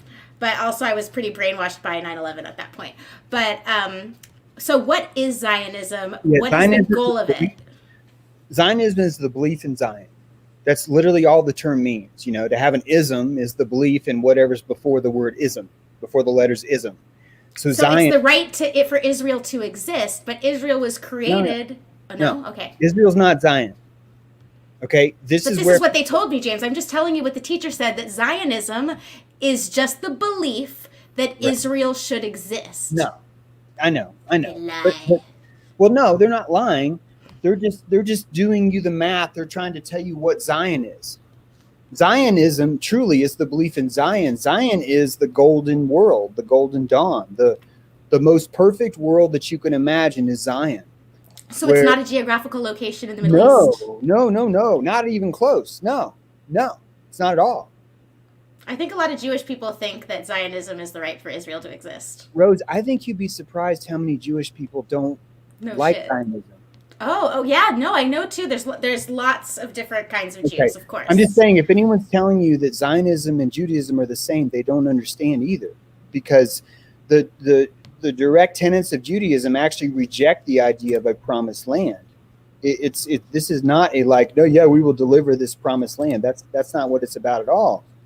These are people that have been persecuted in Exodus, but they've been persecuted in Exodus because they are the chosen people. They're the ones that have been chosen to endure this burden, to endure the burden of faith, and that's a pruning technique. It's making them more religious. The Talmud tells of these of the 40 years in the desert, of stories of what it was like to live off monoatomic gold. For 40 years, none of them were eating food. They were eating manna, monoatomic gold, and they were describing how difficult it was on their bowels. This isn't like this is symbolic. No. These weren't symbolic bowel movements they're describing. They're talking about how their bowels are shutting down. They're talking about serious down there pain. And it was more like, how do we treat this? And it's like, why do you want to treat this? And it's like, because it burns. And it's like, it's the Lord. It's like, that's not the burning bush. And it's just all this stuff arguing over why it's so painful that they keep eating manna. And when you keep eating manna, you're ingesting gold. You're eating gold. You're freaking developing an addiction to gold, a genetic addiction to gold. That's all you're eating. And your DNA is being activated, just like your DNA is activated with nanoparticles of mercury, of aluminum. The same thing happens with gold. And so you end up activating certain genes within these characteristics, and these genes make you hungry for that gold. They make you want that. They're developing, again, they're chosen people. It's technically, when they throw a virgin into a volcano, she is the chosen person. It's like, you're chosen. She's like, great, what do I win? It's like, here's a Celtic backpack, and we're going to throw you in a volcano. It's like that kind of thing. You were the chosen person too, Rose. And so chosen has a really broad connotation. It's not quite so sexy, as what we think it means. These are the people that are enduring this kind of stuff, but they're enduring it not because there's a struggle. They're enduring it because they're being tuned. They're being tuned into their obedience. And if you look at the Old Testament and the New Testament, you really see the difference between those. The Old Testament's about obedience. The New Testament's about mercy. But getting back to Zionism, all Zionism means is the belief in Zion, the promised land. That promised land could be the entire world. It could be a state of mind that's never specified. It's never once is it said what Zionism is. That's why it's truly germ theory. It's the idea that you're sick. It's the idea that this world is not Zion. If you're going to talk about Zion, what is Zion? Well, it's all this, but without all the shit. It's like this, but better. What you're truly doing is saying this sucks. You're painting this as bad, and replacing it with the hypothetical idea of Zion. That's all Zionism means. And isn't it interesting that the Zionists, America, since World War II, has attacked 35 independent countries, that we are trying to bring about the germ theory in the nation state, that we believe that nation's infected, this nation's infected, that nation's infected, and that we can deliver Zion to them whether they like it or not. We will do it with drones. We will destroy their schools because we want them to be safe. I don't like it. We want it to be effective. That is Zionism, Rose. What do the politicians think they're talking about when they say Zionism? The politicians are responding to what their voter public thinks they want and what they're saying they want. And what the voter public wants is to not feel guilty. The public wants to not feel guilty. And how do you not feel guilty? By no one calling you a sinner, by no one calling you a racist, a sexist, a xenophobe, or a Jew hater. And that's why you have the entire Holocaust. The Holocaust there is to allow that the crook and the flail, the cat of nine tails is the Holocaust.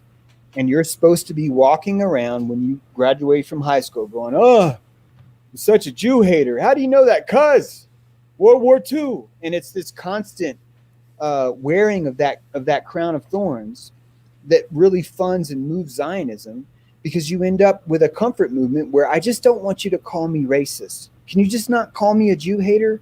And the answer to that is always going to be Zionism. It's always going to be Zionism.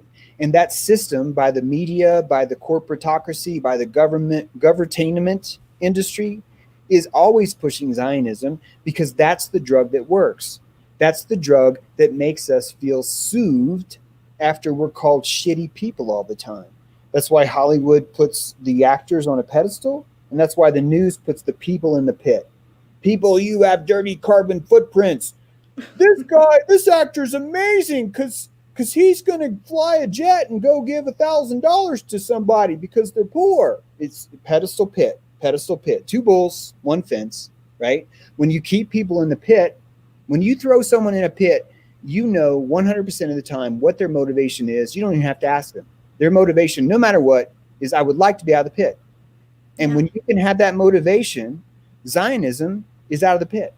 So you end up creating the quest for Zionism, the quest for germ theory, simply by introducing the pit and claiming people are in it.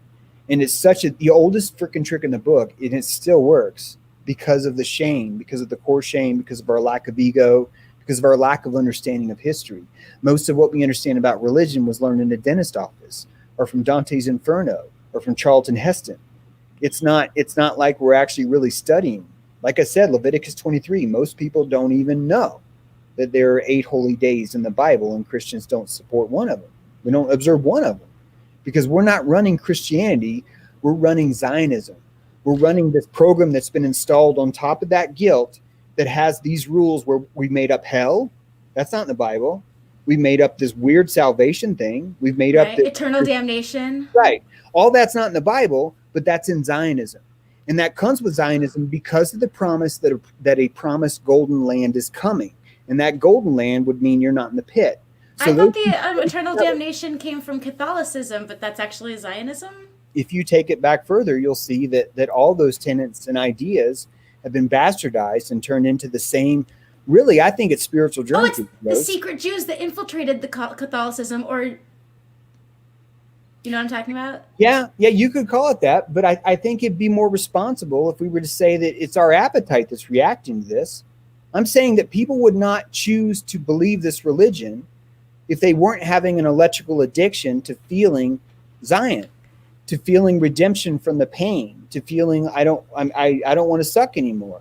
And that's why we are naturally drawn to these religions that have this shame vortex, that have this quotient in them, that allow us to stay victimized enough to where we don't have to feel guilty anymore because we're too busy being persecuted. So we don't have to worry about who we're stepping on because we're being stepped on. So the entire thing is really a motor that's running off of germ theory. And that germ theory is really what's been introduced. And it's introduced dressed as a beautiful woman called Zionism. That's how she gets in the door.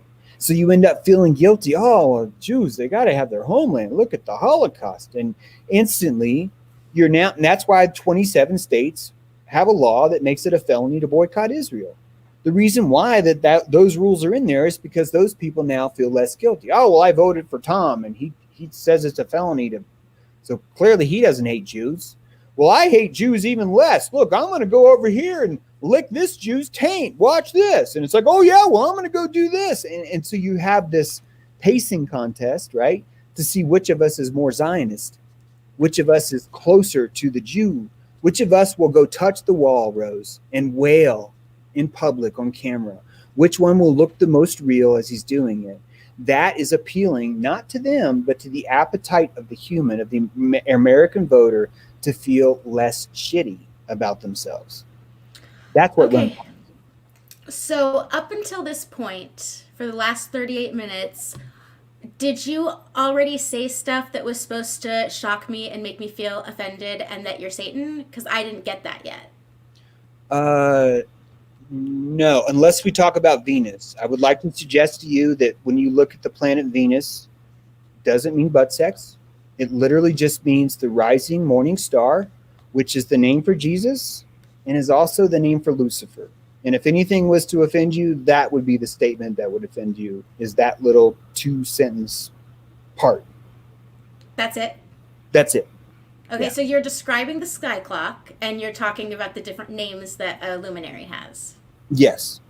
Yes. I don't feel offended by that. Can That's you try why harder, please? That's why I like you. And yeah, that's why. I guess we could go back to Petra. St. Peter probably meant Petra. You were the rock I will build this church on, probably dated back to Petra. And it's probably more about astrotheology at this point, that the living cross is truly the origin of Christianity. And that living cross is actually paganism, because it's a sky clock, right? It's the solstices and the Yules. It's the rubbing of 2 sticks to create a fire. That's the Prometheus cross. The living cross gave us light. And that light only happens through the vitriol of two sticks, of 2 trees, right? The tree of morality, good and bad, and the tree of mortality, life and death, right? And then you have the serpent and you have the falling, like the fall of man, which is Satan. And then you have the rise of man, which is Lucifer. The rising morning star, Venus, is Lucifer. It's the rising. Satan is the falling.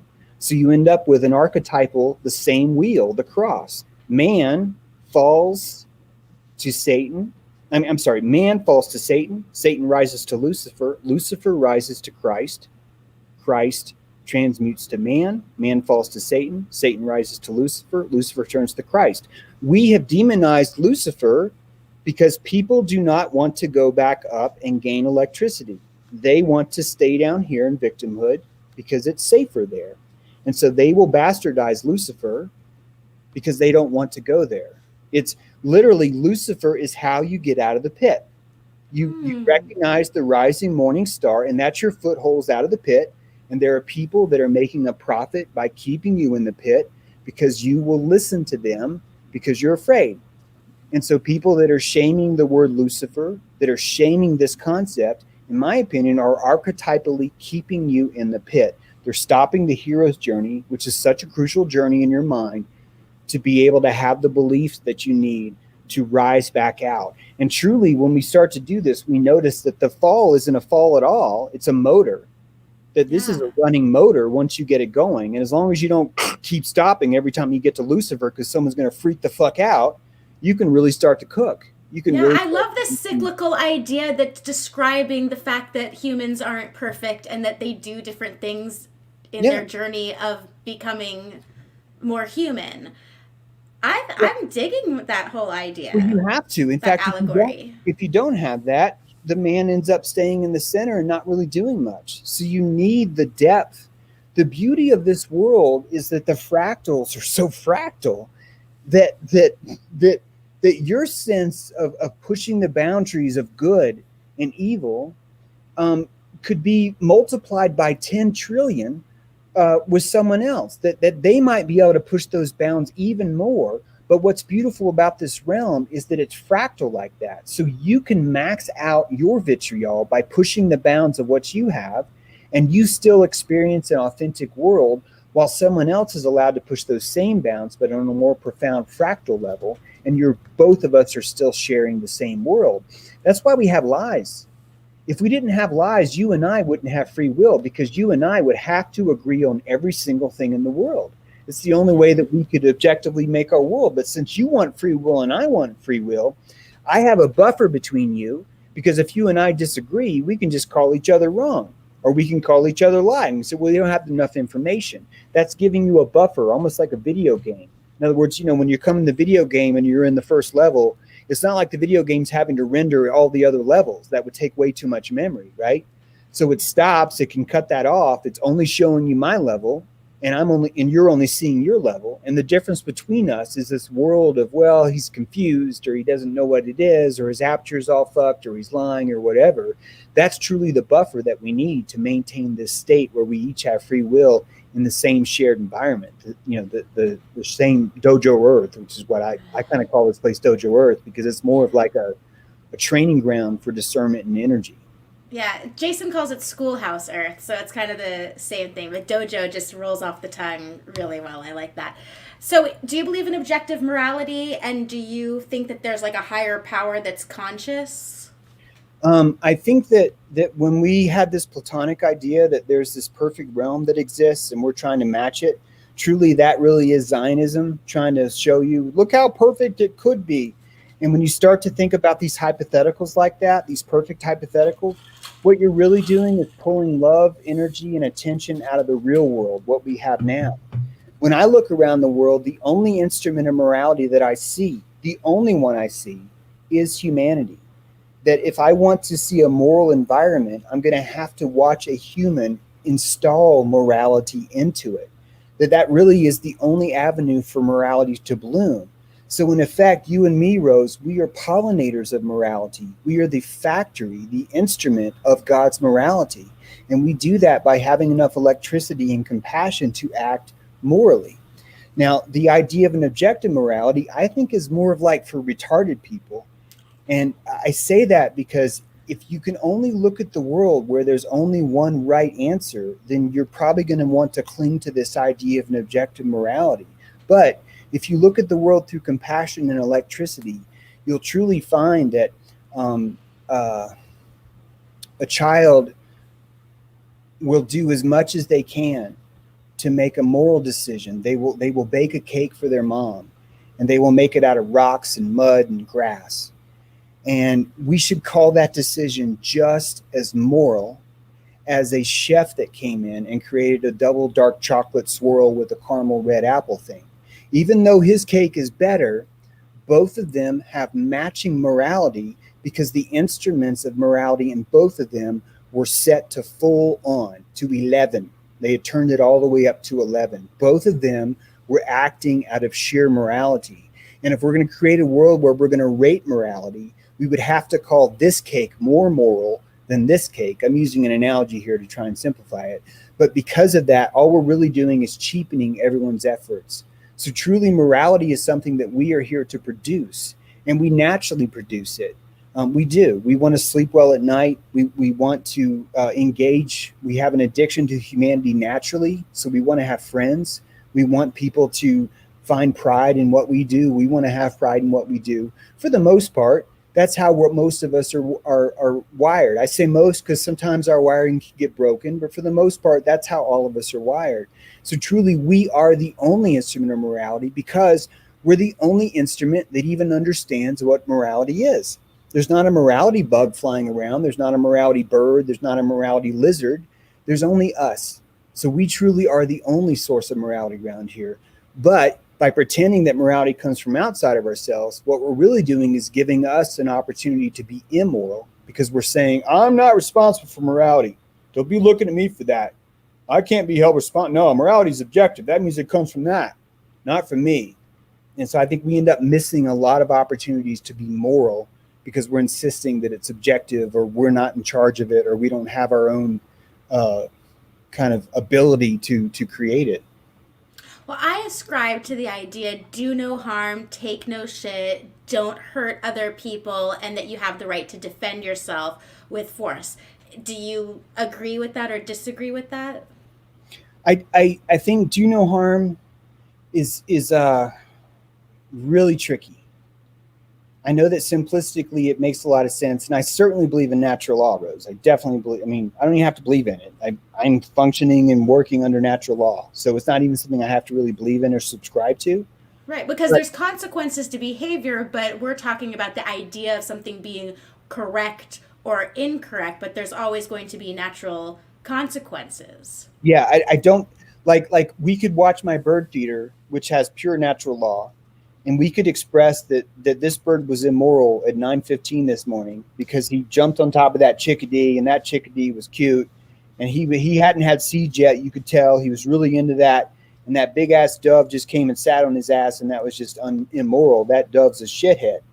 Well, I'm Like, only talking about human beings here because we okay, have conscience, we have self-awareness, we understand the consequences of our actions. I think that we're different than I don't think that animals. I But don't one think thing that you I under, don't think is that when I'm trying to figure out what the right thing to do is and decide on my behavior, I don't feel like it's coming from outside of me. I feel it inside of me. And whenever I do something bad or I make a mistake, I feel bad. And so it's like my heart giving me information about what I did. And so really when I do good things, maybe it's selfish because I'm just trying to prevent bad feelings, but one could argue that the feeling inside of me that's telling me what's good and wrong is God. Mhm. But I don't know. I think that I think that I really think that when we try and distinguish between right and wrong, and even did I harm you or did I not harm you, I think that only hypothetically does that work, because we will find all kinds of different people that will find harm in any kind of activity you do or don't do. Right, some people might think that this stream is harmful right now I'm sure they do. just by talking, Yeah, no, I'm which is sure. ridiculous. No, We're I'm just sure. talking. I'm sure they do, and that's part of it because it's showing you that the dowsing rod is over a massive tunnel of water, and it makes them uncomfortable. And it's uncomfortable to consider that morality could not be objective, so we keep insisting that it is. But I'm here to tell you that I don't even know how any of us can synthetically say that anything is objective, honestly, because I can't find someone that will always 100% agree that this is a moral decision. I think it's always going to be based on the players on the mat at the time and what's happening, because our own compassion is based off the amount of electricity we have to apply to it. That someone who's evacuated from their cockpit could still feel like they're making a moral decision because they're following a procedure. And that procedure is coming because they're inside of a uniform. So they feel completely moral in their actions because they're well, yeah, I opened up page 6 in my manual. And by the way, lovely card from my friend. I opened up page 6 and here it is. It says I'm supposed to give them a shot of aluminum. So it has to be moral because I am doing my job properly. That's not That's moral. that's That's order following. evacuation. No, it's evacuation, but I'm here to tell you that if you're going to tell people from a young age morality is objective, they are going to be looking for a rule book of morals and they're going to follow that. And you see that anyway. That's what war is. War is people trying to be moral. Look how moral I am. Bam. Ha ha. It's I am more moral than you Yeah. are. And there's nothing moral about that at all. Yet we call war moral. We call that moral. And it's Would not you moral. agree that, okay, I'm not saying would you agree with, would you think that in an individual unique situation that can be discerned on that individual basis, there is a good decision and a bad decision? And I'm not talking about like, oh, if there was a train and you had to like move the tracks this way and the baby dies, or moves the tracks this way, the old lady dies. I'm not talking about that because I always thought that those philosophical mind games were ridiculous. But I mean, like on a practical level in life, like if there's someone standing here and they're trying to kill me, I'm going to defend myself with force and kill them so they don't kill me. That's a good decision. Or I decide I'm not going to kill that person who just pissed me off because that would be wrong. Like, are those rooted in reality, or is that just my fucking opinion at the time? I think it's more based on that would be a good decision for you, to kill someone who wants to kill you if you don't want to die, and it would be a bad decision for them to be killed by you and to put themselves in a position that caused you to kill them. So to them, you will always be immoral to kill them. Always. I'm Even just though saying, they came into my house to kill me? yeah. I'm saying from their perspective, you will always be considered immoral from that Because way. I think that if a burglar came in to my house and like it was like a burglary gone wrong and then I'm killing them to defend myself, I feel like as they're dying, like, oh no, I fucked up and got killed. Not like she's wrong for killing me, unless they're totally psycho. Mm-hmm. I You don't know of any person out there that has that kind of objectivity to them, especially not someone that would break into a house. No, I think that when they're already breaking into a house, they have such a low amount of electricity that they think every decision they're making is moral, and that they're going to carry that no matter what. And you're not going to be able to convince them or show them an objective litmus that they can go log into, because you're no longer using your morality. You're now using a hypothetical outside written source, which is a procedure, which is something which is causes evacuation, because now you're regurgitating something. So I think that morality itself is kind of a flawed concept, because I can look at something that you've done to me that's wrong, and it could bring me the biggest strength in the world. I don't know. And so I know because of that we can't rate morality on what the outcome is, because you don't always know what the outcome of something that's happening is. Guys, if someone wrongs you and you want to wrong them back, that doesn't have to be a moral decision. Do you understand? If someone hits you and you hit them back, it doesn't have to be moral before you hit them back. You're allowed just to hit someone back because you're a reaction too. Your entire system is made up of neurological agents. Agents run your mind, these neurons run your mind, and these neurons have a limbic requirement to defend themselves. And if someone hits you, it's not a moral decision for you to hit them back. It's a natural decision. It's a natural law decision.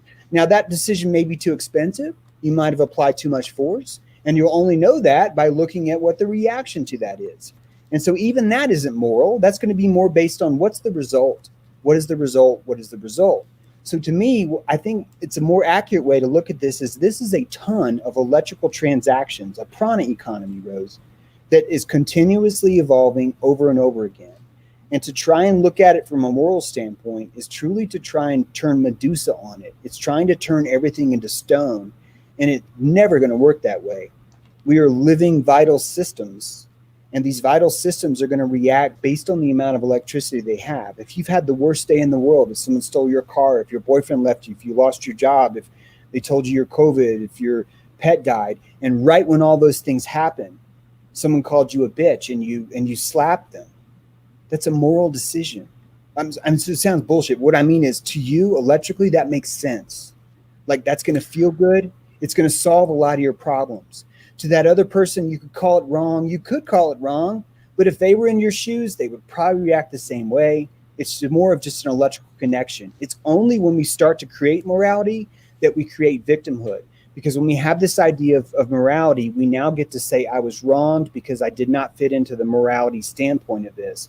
And then we don't end up fixing it. We end up thriving on that wrongness. We build a society around how wronged I was because of the objective morality that's hypothetical anyway.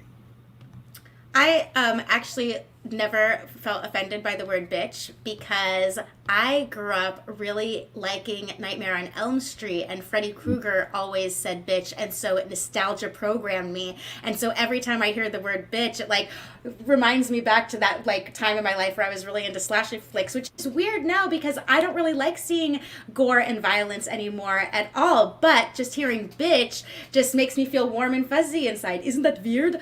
But let's forget about the word morality altogether. Let's pretend that the word doesn't exist. I think it's fucked up, really. I think there's more ways to be compassionate. I think compassionate is so much more powerful than the word morality. I'll just say that. Yeah, that's a good other word, but let's get rid of let's pretend that there's no word for it, and let me ask you this. Mm-hmm. What is a good way to decide how one should behave? Like if you had a child and you were teaching your child how to be a human and how to navigate through the world, what is your advice for someone and how they make decisions on the correct behavior, or maybe I shouldn't even say the word correct because we're not having, how do we live? Yeah, I think correct's fine. You could also call it profitable behavior. So I think what you would do with the child is you want that child to be as firmly seated in their cockpit as they can be, because inside your cockpit you have all these instrument clusters all around you. You have your altimeter, your barometer, your air intake, your exhaust, your fuel level. All these things are only seen inside your cockpit, your adrenal system. And when you're deeply seated in your adrenal system, something happens. You feel bad or you feel good. And there's like a giant spectrum in between. And the deeper you're sitting in your cockpit, the more immersed you are in your instruments. And the more immersed you are in your instruments, the more your compassion is able to have a fidelity, a sensitivity to it, where it can ping sonar. It could know, yesterday I called Rose a bitch. I realized what you said about bitch. Yesterday I called Rose a bitch, and today, now I have enough electricity where I can realize, holy fuck, that probably offended her. I want to call her up and see. Here I go calling her up.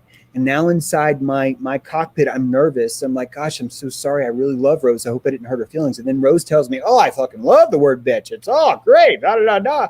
And now inside my cockpit, that was such a profitable decision, because I got to call you. I was reaching out. I was going to try and apologize. And then you saved the day. You made it so inexpensive for me to apologize by saying that. The more seated I am in my cockpit, the more aware I am of all those electrical transactions, and the more I can make a profitable decision for me. Included in that profitability would, of course, be, how is my empathy doing? And your empathy radar, right? Imagine the empathy like a radar down here. It would be lit up because you're in the cockpit and you're paying attention, and you've got enough electricity to run. I've got 6 bogeys. I'm tracking compassion on all 6 of these bogeys. I've got a stray one at 3 o'clock. I think I'm going to piss him off because yesterday I stole their banana out of the refrigerator and I didn't tell him. And that is you deeply seated in your cockpit. So that's how you make good decisions, Rose. You're firmly mounted in your instruments, and it makes you better with people, with yourself, with charisma, with your family, with your job, with your life, with your honey, with your cat, with your pets, with your cooking, all of it, just across the board. So that's how you teach your kid. You teach your kid what it's like to be in their skin. You teach their kid what it's like to have feelings, and you tell them that those feelings are not just arbitrary. They are electrical instruments. They are fieldings or field rings. That's really what feelings are. They're fieldings. And it's electrical impulse that's out there in the world that's constantly knocking on Rose's door saying, Rose, are you mad at me for me calling you a bitch? And then that's part of the field feedback. I'm extending my empathy thousands of miles to reach you. That's how powerful we are. And that's what requires ego and electricity. It's to have that much energy where we can extend that compassion. So all of these things are going to be inside you, deep in your chest. Think about it. Your pelvis is your throne. Your helmet is your crown. This is your cockpit helmet. And you're going to put this helmet on, and you're going to slip into the gloves of your fingers, and you're going to sit down in your pelvis, and you're going to fly this jet that goes Mach 3000. It's so fucking fast. It's the most powerful, sophisticated instrument in the world. And you want to be there. You don't want to be outside of it. You don't want to be in a hypothetical. You don't want to be feeling shame. You don't want to be looking for Zion. You don't want to be playing hypotheticals. You want to be in your cockpit, feeling the sinew, feeling your adrenals. Because when you and I make eye contact with our face, your brain lights up and my brain lights up. And if you all of a sudden feel pain because we are logged in together, I feel that pain in my face. A functional MRI proves this. I'm not just saying this. This is all built in. We are linking to each other. We have this sonar, this 5-dimensional sonar, Rose. It's, you call it empathy, you can call it telepathy, you can call it whatever you want, but you only know that skill when you're in your cockpit. And the more we are seated in our cockpit, the more Zarathustra, the more Superman we become, because we start to gain these powers, these abilities to perceive, see, and act on our world and create morality. Fascinating. I love your take on things, and I don't even know where I stand, but I can't figure out how to explain my disagreement if I have one. I'm just gonna have to chew on it for a while. After this, I'm gonna have to re-listen to the stream. I wish there was a way to mute my annoying voice and just hear what you said. But do you listen back to your own streams? Uh, Sometimes it depends. It depends I on, don't on usually, but I really want to hear everything that you're saying again to yeah. really. It, I want to see if I could even poke holes in it and formulate an argument against it, but I'm totally cool with everything so far. How are you feeling? It's been 2 hours. Do you feel victimized? Do you feel like you're being held hostage? Are you ready to go? Do you need a snack? no, I feel great, Rose. But yeah, if you want me to say I need to go, I'm happy to do that too. No, no, no, no. Don't worry. I I don't wasn't. want to No, bore no, no. you. I'll And tell you when I'm ready to go. Because okay, and when I I need a definitely snack, don't want I to. need a snack. Okay, and I definitely don't want to try and cram too much stuff down or anything else. But I really do think that there's a profoundly different way of looking at this world, and it's Yeah. very profitable electrically, and it's going to involve not being in hypotheticals. It's going to involve being in your body, being somatically Yeah. in your body, zetics. Every single thing that's real is something you can sense, and you cannot sense hypotheticals. You cannot sense this absolute magic world of solids that exists outside this realm that we're striving for. You cannot sense that. You can make up ideas about it, sure, and those are beautiful and those are fun, but none of those are in your body. None of those have a somatic feeling to them. There's a somatic psychoelectric engine that's happening inside of us. I think it's why we don't even say the heart is an electrical conduit when it is. We claim it pumped blood. And it's because we are afraid of the electricity in our soul so much that we banish it even from our science. So we have special relativity. We have all these other stupid ideas to try and keep us away from the simple truth that it's an electric universe, it's an electric body, it's an electric mind, it's all electric.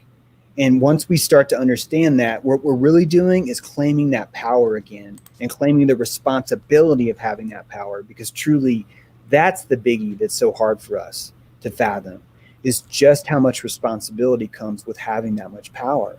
That's why I think we're all living in a kiddie pool right now. You know, we're peeing in our own kiddie pool right now, and we're lying to each other about why it's warm. And the sooner we learn about this So true. electricity, right, the sooner love we'll it. want to get out. And I think that Uh, there are people out of this world. There are people that are lit, that are freaking woke, and they're waiting for us. They're like, come on, guys, get out of the kiddie pool. Oh, he's peeing. Oh, he's drinking it. Oh, he's drinking it. Oh, he's drinking it. And they're watching us try and become eagles. But we're seagulls right now. And eagles don't want to mess around with seagulls because they're kind of gross. But the eagles do want us to become eagles. They have no, this isn't about, we want to keep them all as seagulls. It's not it. If anything, they want more company. They want more of us to wake up. That's what this great awakening is. That's why they showed you Notre Dame.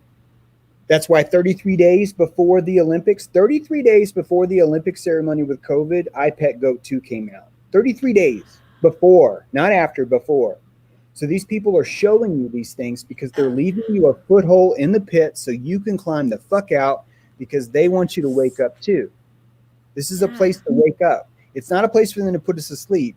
We pretend like they want to enslave us because we're too ashamed to admit we've been on our knees the whole time. I feel like I'm sounding too dramatic, but I'm just really getting worked up there. So there. I have two questions for you. You look really blurry for some reason. Chat, let me know if he also looks blurry to you. You might need to like leave and come back, or Okay. hold on. Eye is good, but yeah, I see the live stream is very blurry. You look great on live stream. I don't know why you're blurry, but okay, really quick, but before we have you leave and come back to try and fix it, do you believe in reincarnation? And also, I saw someone accuse you of being a solipsist, which is the belief that truth cannot be known. I don't think you're a solipsist. I think you're a truth seeker, and that truth can be known. But you respond. You answer the questions. Yeah, I think anytime you see someone like putting a label on me, they want to put me in a box so they can move me somewhere. Seriously, I really think that's why it is. And Because you hear, sometimes it's hard to hear someone has expressing ideas that are new to you, and you want to try and put a label on it to figure out, so that if you put a label on it, then that helps you decide how you feel about it. Because I think it's really hard for people to hear something abstract if they can't put a label on it, because it's the labels that have taught us what to think and how to feel, and I think that's fucked up. Yeah.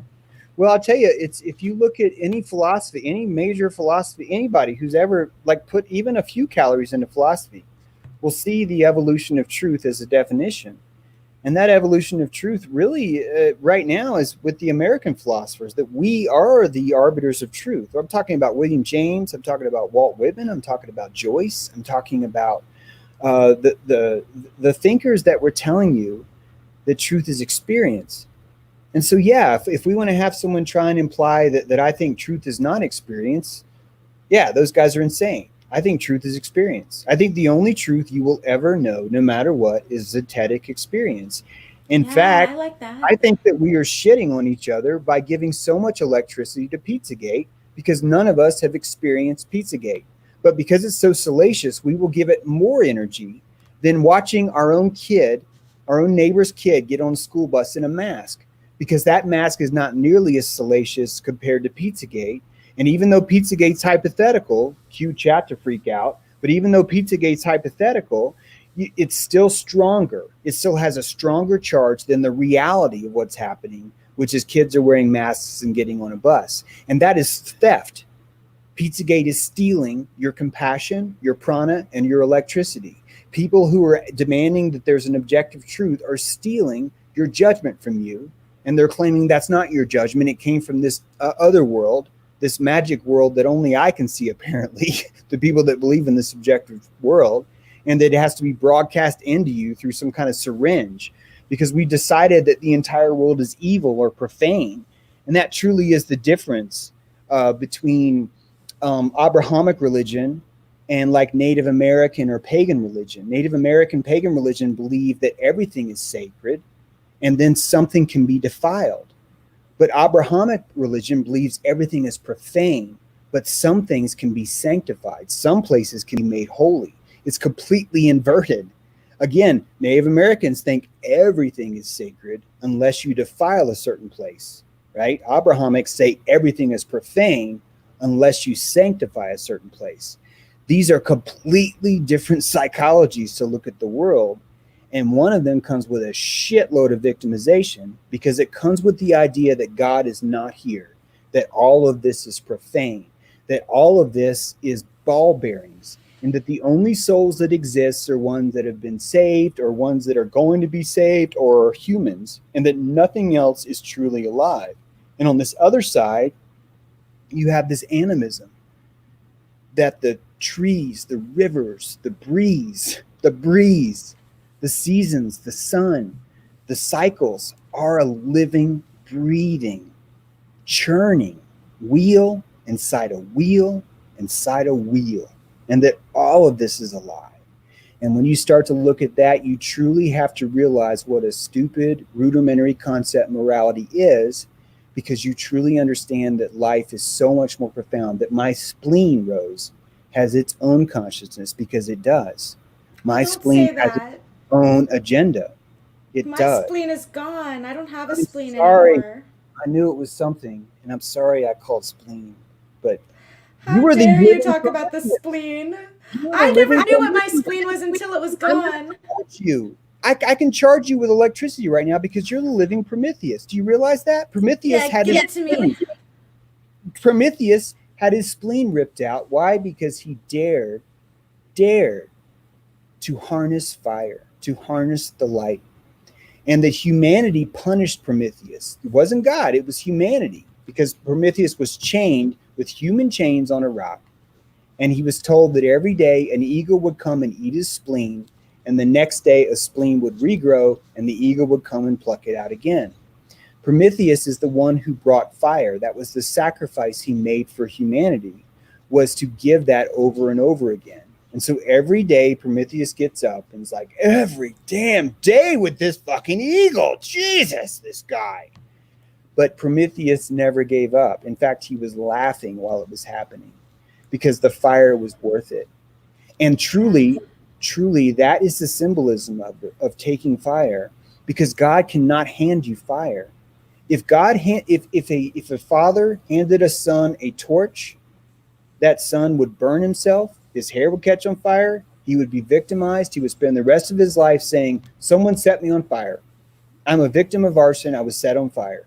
But if the father left that torch burning high enough where the child would have to grow and reach and grab it himself, there's no way that child could say that it was forced on me, that it was given to me, that it was handed to me. That would be like forcing it if something happened. Fire is so powerful that that boy needs to grab it himself, because that's truly how he claims sovereignty over it. That's how he claims ownership over it. And that's Columbia, that's Prometheus, that's the Statue of Liberty, that's Venus, that's Lucifer. All of those rolled into one. They're all doing the same thing. They're telling you, chariots of fire, baby, quest for fire. That just like the old days of living in cave where fire meant good, even now, intrinsically, alchemically, finding that fire inside yourself is why we're here. Awesome, dude. Dude, I am not feeling offended even though you talked about spleens. Well, there's No, I relate to Prometheus. I feel like I'm on a cycle of constantly being punished for something or other. And my goal in life is to figure out what was the behavior that is causing whatever's happening to me, and how do I learn how to not do that again to prevent it. And I'm just on a constant journey of learning. Okay, what if we could turn that around?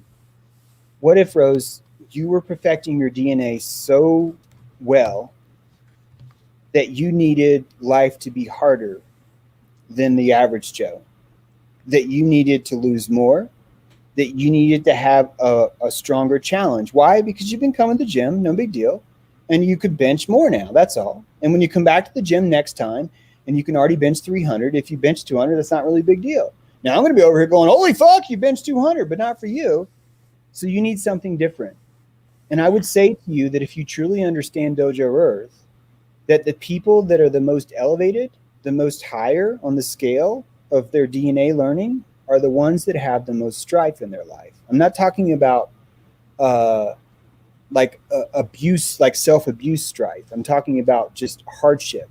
And I think if you go into the projects, I think you're truly looking at like the Dagobah system of Dojo Earth is the projects, where you've got the Crips and the Bloods, you've got people there that have zero value for life, and yet there are people that are living and thriving in these systems and experiencing the vitriol of what it's like to live like that, and that they are truly like the epic dojo game masters, because they're living such a vitriolic existence every damn day. And so truly to firmly understand who's really doing well in Dojo Earth, you really need to look for who is staying in the vitriol and surviving, who is maintaining their authenticity. That's actually a better word, not surviving. Who is maintaining their authenticity inside the vitriol. And that's when you're looking at some serious power, especially in the projects. You're looking at these, I think that's why a lot of rap music has that kind of flavor to it. It's very ego oriented. It's very ego positive, right? It's very ego strengthening. It's very Taurus strengthening. It's very much brash. It's very much, I don't care what you think. The reason why I don't care what you think is because I need that electrical sheen on my field. It gives me that extra bit of protection I need to make it through the day, to make it through the projects, or make it through the vitriol, or to not have a fucking spleen, right? Whatever that contest is, whatever the vitriol is, it's purely based on your electrical desire to grow and to strive with a hard enough weight where you're not wasting your time here. I think there's a delay because your mouth keeps moving after you're done talking. So I just want to say I totally agree with you about I have this burst of energy. I have so much energy that I definitely feel like I am up for the challenge, and I keep having challenges, and it's only making me stronger for sure. But I would like you to leave and come back, and hopefully everything will be better. Can you do that for me? Yep. Okay. I'll see you in a second. All right, let me give a little shout out to everyone here right at the moment. Barbara, hello. Amal, Jules, Tricky Who. Bible Book Club, I do need to ask him to clarify.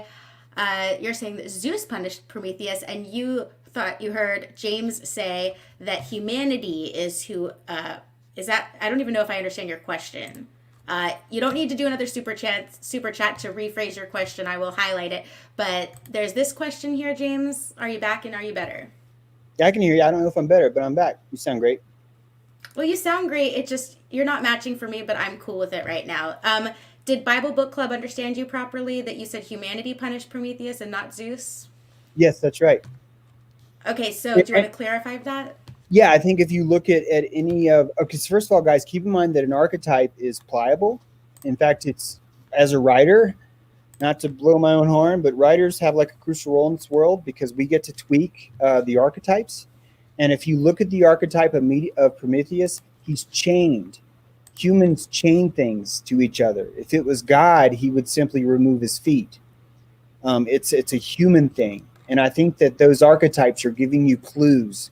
In fact, if you look at even Lucifer, that archetype's been through such a struggle over the last 1,000 years. Sometimes it's looked at more positively, then it's looked at more negatively.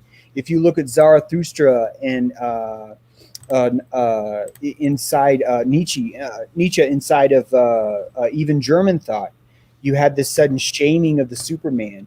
What I'm trying to say is that archetypally, we are constantly trying to raise ourselves up and hold ourselves back at the same time. That's why if you look at the Statue of Liberty, you'll see that the shackles are there, just like Prometheus, but they're unchained. Her shackles are broken.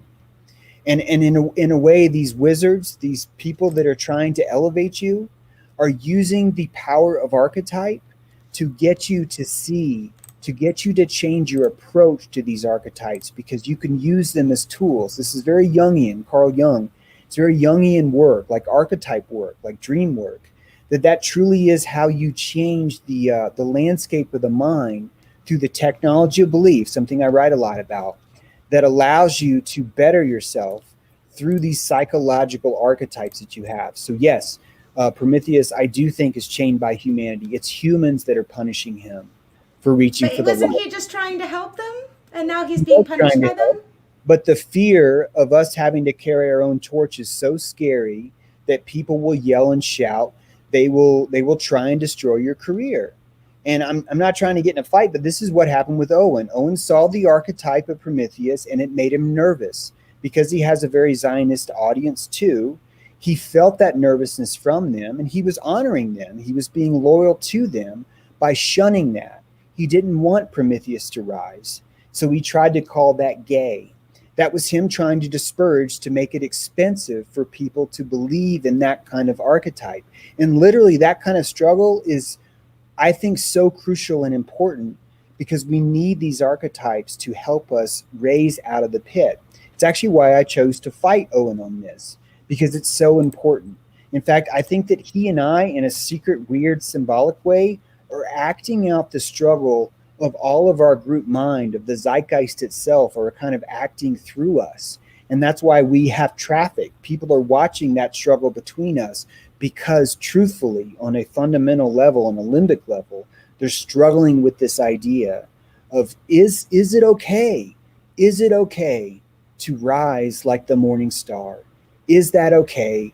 And why in the Bible does it call Jesus the bright morning star? Why is that? You're watching that struggle in real time. And truthfully, it's just an electrical thing. But it's all about whether or not we want to victimize myself, and whether or not it's profitable for us to victimize ourselves.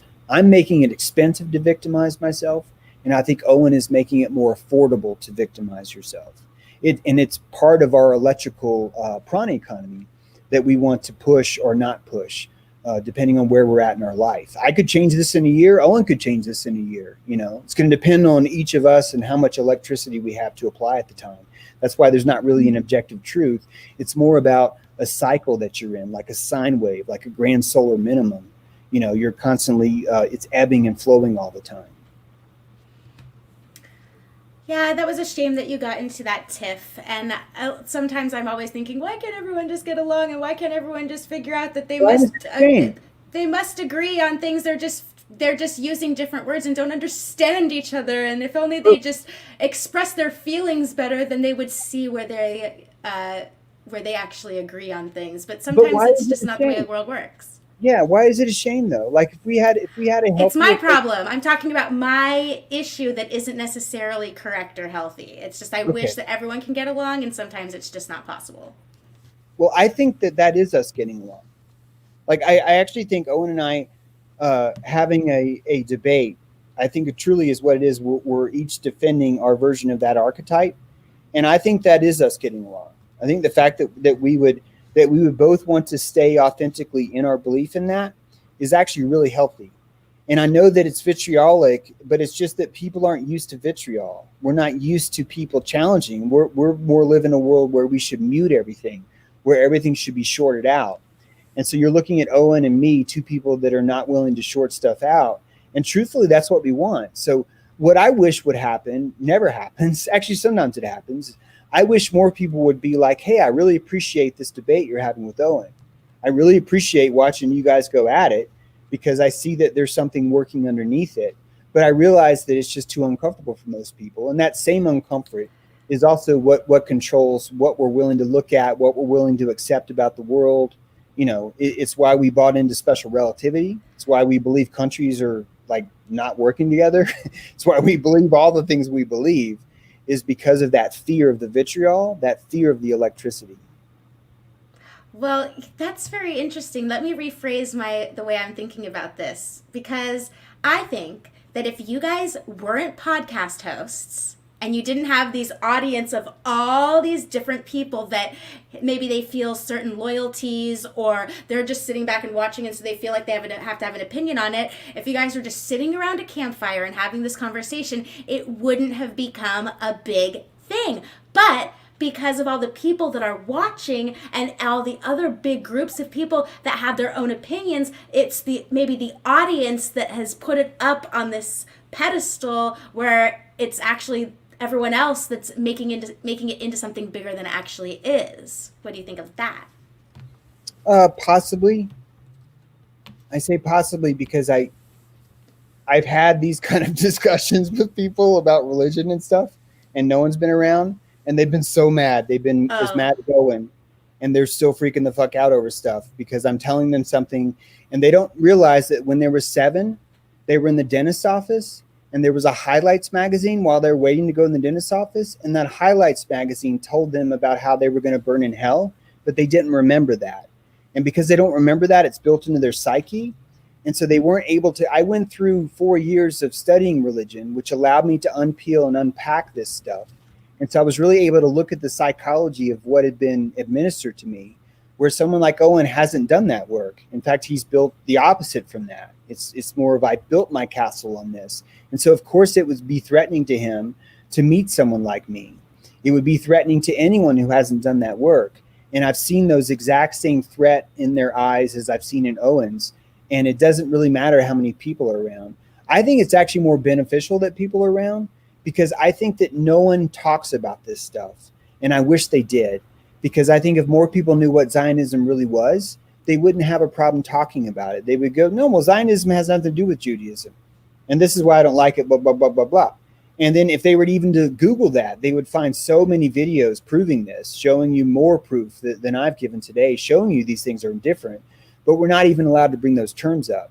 So to me, I think it's a blessing that Owen and I are arguing, because otherwise there's not a lot of other people out there that would allow us to talk about it. And truthfully, Owen's entertaining. And so even though we're having a discussion about religion and theology, truthfully, it's entertaining as fuck for a majority of the audience that would never find a lecture on religion or theology entertaining. So it's kind of like a beautiful thing that's happened as a result of the vitriol. Yeah, I'm digging that too. Yeah, something that I'm not feeling is the desire to like pick a side or figure out where I stand. I feel like that's just another like compartmentalization, and I'm just cool with listening to both sides and then just learning more in order to. Well, yeah. And Rose, when I look at what Owen believes, I just simply look at the amount of electricity he has and the amount of aperture he has. And it makes total sense why he sees that way. I don't think that there's anything broken at all in Owen's aperture. In other words, if I change my dilation to that level, whether it's bigger or smaller, I'm going to see the exact same thing Owen is. And I'm going to feel that it's moral for me to call him names and turn my audience or whatever, however you want to say it. I'm not trying to say it's all him, but it's just, I would see that and I would feel the same way. So I've never even said that Owen is doing wrong by that. I'm saying this is showcasing to you what Owen's belief is and how it manifests itself when someone comes to threaten it. it causes a volatile reaction in that. And that's really just a characteristic of it. That doesn't mean that that's flawed, but it's a characteristic of that aperture. And so I think it gives you an opportunity to try on different apertures, because you'll find that each aperture comes with its own feeling vortex, its own Mandelbrot set of how you're going to feel when someone says this or that, that your aperture is going to determine that. It's not really going to be you, because each aperture is going to have some weaknesses and some strong points in it. And it's just a matter of picking the right one for you. I don't think that everyone should be on James's aperture, because most people don't know the difference between Judaism and Zionism, for example. And if you didn't know the difference, I think my aperture would be very uncomfortable, and you would get burnt out on it because you would feel anti-Semitic because you don't understand the difference between those things. So even that is a moral decision. You know what I mean when I say moral? Like, even that is a good decision for them. Like, they could call that moral, even though they don't know the difference between Judaism and Zionism, because it's truly just comes down to this aperture and how comfortable they are to see the world through that vision. So I don't see anything wrong. I think it's just different perspective. And I fail, Rose. I fail when I'm calling so many people evil, because when I call something evil, it's really akin to you calling something a weed.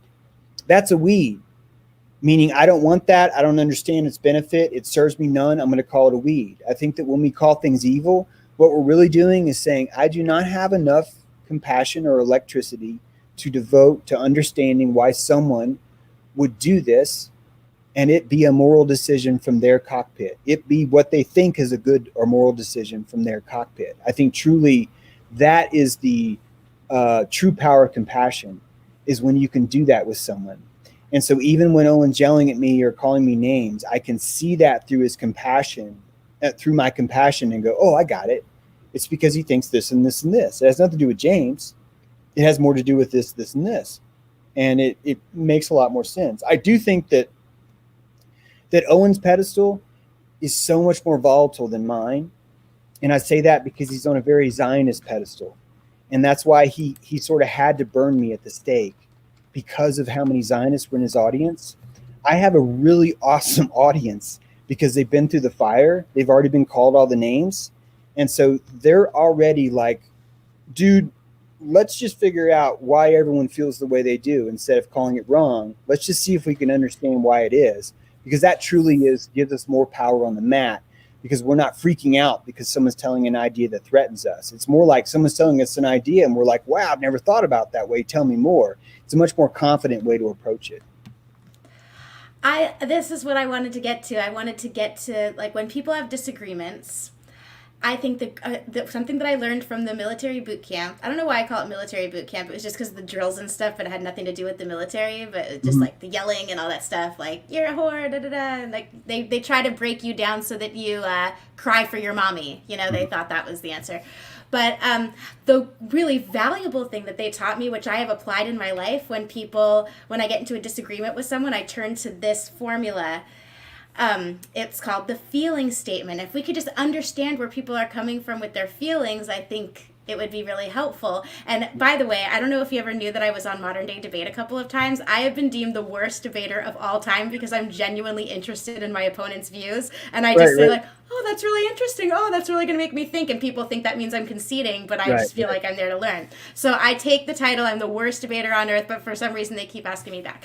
So anyway, here's the feeling statement. Here's the formula. Actually, I'll give you gave me a flashback earlier talking about the cheese and like fighting over the food when you were describing that earlier. So this is a feeling statement that I'm going to come up with right now. So I feel sad. I feel sad when Rose took too big of a portion of cheese off the cheese block. I feel sad when Rose takes too big of a portion off the cheese block because I think that there are a lot of people here that all like cheese, and everybody deserves to have the opportunity to have a good amount of cheese. And if Rose takes too much cheese from the block from the beginning, then it might be that someone doesn't get any at all. My hope for myself is that I understand that Rose really likes cheese and she can't start a fire, and so she needs the cheese to make her dehydrated beans and rice taste better. And my hope for my hope for Rose is that she maybe thinks about other people a little bit more and Right. when she's taking the cheese. So the formula is you say you're feeling, then you say a factual event that occurred that has nothing to do with an opinion. Then you say your opinion and why you think that. And then like a hope for yourself and a hope for others. And I feel like if everyone spoke in that formula, it would provide so much information for people to understand the perspective that that's coming from and also offer suggestions for how to move forward. What do you think of that formula? I think it's beautiful, and I love your approach. But I've always loved your approach, Rose. You and I don't approach things the same way, and I love that about you. I love how you tackle. When I say tackle, I mean that in a very loving way. Tackle issues and guests and all the conflict. I think it's fantastic. I think that personally, I've reached a level where if I was to see that, and I'm not trying to argue, I would be more like, why does Rose need so much cheese right now? Like, I wouldn't look at it as Rose is having too much cheese. I would look at it more like, why does Rose need so much cheese right now? And then I would just use that to analyze that. And it would become a different approach to that. So it's more like approaching it like when I find that I think that someone's doing something wrong, I think that the compassion would first come out and go, before we call that wrong, which, James, we are allowed to call it wrong. We can. But before we do that, let's see if we can dial our aperture down, either up or down, to see if we can simulate in our mind why they would do that and why that would be a moral decision, right? So you can't just say, well, they're doing that because they're an asshole. No. You have to find why they would do that and feel good about it. And that really does come down to the equation of electricity. And I think that in that case, you would find, I know it's hypothetical, and I don't mean to tear this apart because of this, but it just kind of showcases what I mean. I think we'd find electrically that Rose showed up and hadn't had dinner, and she knows that she gets awfully bitchy if she doesn't have food. And we're getting ready to have a long discussion. And if she doesn't eat cheese, she's going to tear someone a new asshole. So she's going to go ahead and take more cheese right now because she knows that's going to make her perform better later.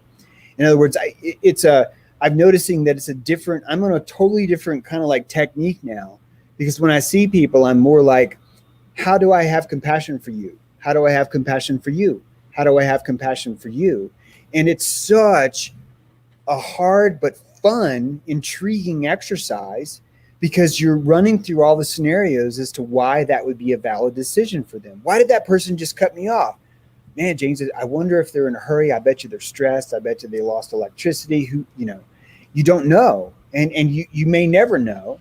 But even the exercise of trying that is such a beautiful, healthy use of plasma because you end up feeling better for it. In fact, you can change, you can alchemize. I think Rose is having too much cheese, and you can change that into, I bet you Rose didn't have dinner. And now you don't know this, but you're actually proud of yourself.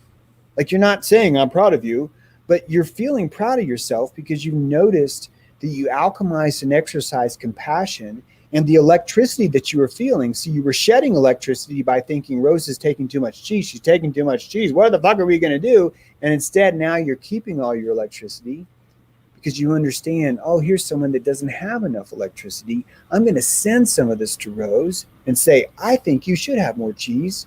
And that's instantly going to make my charge even bigger than it was before. That's an exchange. That's a prana economy. I'm making the sacrifice of my compassion, and I'm getting a huge payback when that compassion matches with the adrenal empathy I feel when I see if that compassion matches up to you. And when I feel that, oh my God, it's like a triple pay. It's like a double bounce on a trampoline. It's like that resonance economy, not scarcity economy. We switch our minds from scarcity economy to resonance economy, and we realize that there's profit for everyone, right? The 10,000 people at a concert are going to hear music just like 10 are. That it's not like when 11 people show up, now the 10 don't hear as much sound, right? It's the same music. It's the same resonance. There's no scarcity in this sort of compassion plasma stuff. Right on. You know, you reminded me of, okay, I'm going to tell you a little story about my evolution of trying to deal with my trauma and how it affects the people around me. And then I'm getting a little bit tired now and I do need a snack. And so then I'll have you close it out with whatever you want to say.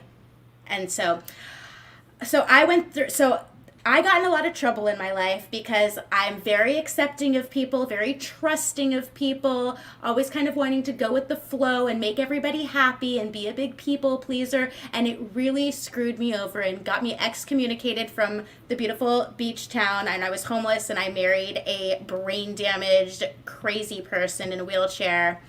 And I went through just a ton of crazy shit that traumatized me forever. And well, I shouldn't say forever, but I had that like rock bottom experience where I decided that I was going to rise up and get out of it and go back to living an incredible life. But coming out of it, I was still like, oh my God, I can't believe all that stuff. I let that stuff happen. I was the cause of that happening. That was my fault. So in order to protect myself from anything like that happening again, I needed to be like overly defensive all the time and be like, look, I need to tell Jason not to bang the plates so loud because those loud noises really fuck me up. And so in order to protect myself, like I need to be like kind of a retard about this. And just, so I kept coming up with all these things like this bad thing happened to me. And so in order to make it better for everyone so I don't lose my shit, I'm going to come up with all these rules and everyone's just going to have to understand because I was traumatized. And then slowly over time, I realized that's not really the best way to go because you know, I need to just kind of get my shit together and stop being traumatized. And even though the loud plates or like dropping things, like banging things, or just, I don't know, there's lots of weird shit that I have still. But instead of trying to be like, everyone needs to behave differently so that I'm not a bitch, you know, or so that I don't like lose my shit and go crazy and like have like a crying fit, because that happened a little bit. Like I know it's kind of hard to imagine, but like sometimes I would just like something would bother me and then I would just be like, oh, I never used to cry. So then I would be like, okay, it's okay that I'm crying. Maybe the trauma got me in touch with emotions that I never could connect with. But now instead of just like living in the like little flashbacks things, just embrace the fact that now I'm connected to my emotions. Now I'm okay with being feminine and using my intuition instead of being like a left brain freak. So now I'm trying to like alchemically just heal in a new way and like leave that that label that I put on myself as someone who fucked up. I'm traumatized and now I have to like deal with life in a special way. I just need to like be strong. And I don't even know why I felt like explaining that, but that's my closing words. And so take it away, James. How do you want to close out the show? First of all, I freaking love you. I love the power of your smile. I love everything you do. And it's just really awesome to spend time with you. And I love the discussions we have. I love the discussions you have. They're just, I really appreciate that. I really mean that. And I think that as you have more electricity, as you're maintaining more ego, as you're able to keep more of your energy, and we tend to keep more energy as we grow older because we get better at life. We just get better. Our food, clothing, shelter pyramid is solved. We're starting to get a little bit higher up on the scale of our pyramid of needs, and we're able to conserve more. And naturally, we just have more electricity. And it's the electricity that's inside of you that's going to determine everything about what you're doing and how you're feeling. And if you're lacking, if your threshold's here and you have electricity that's down here, your ego is going to step in and it's going to tell you things that make you feel better until you get up here.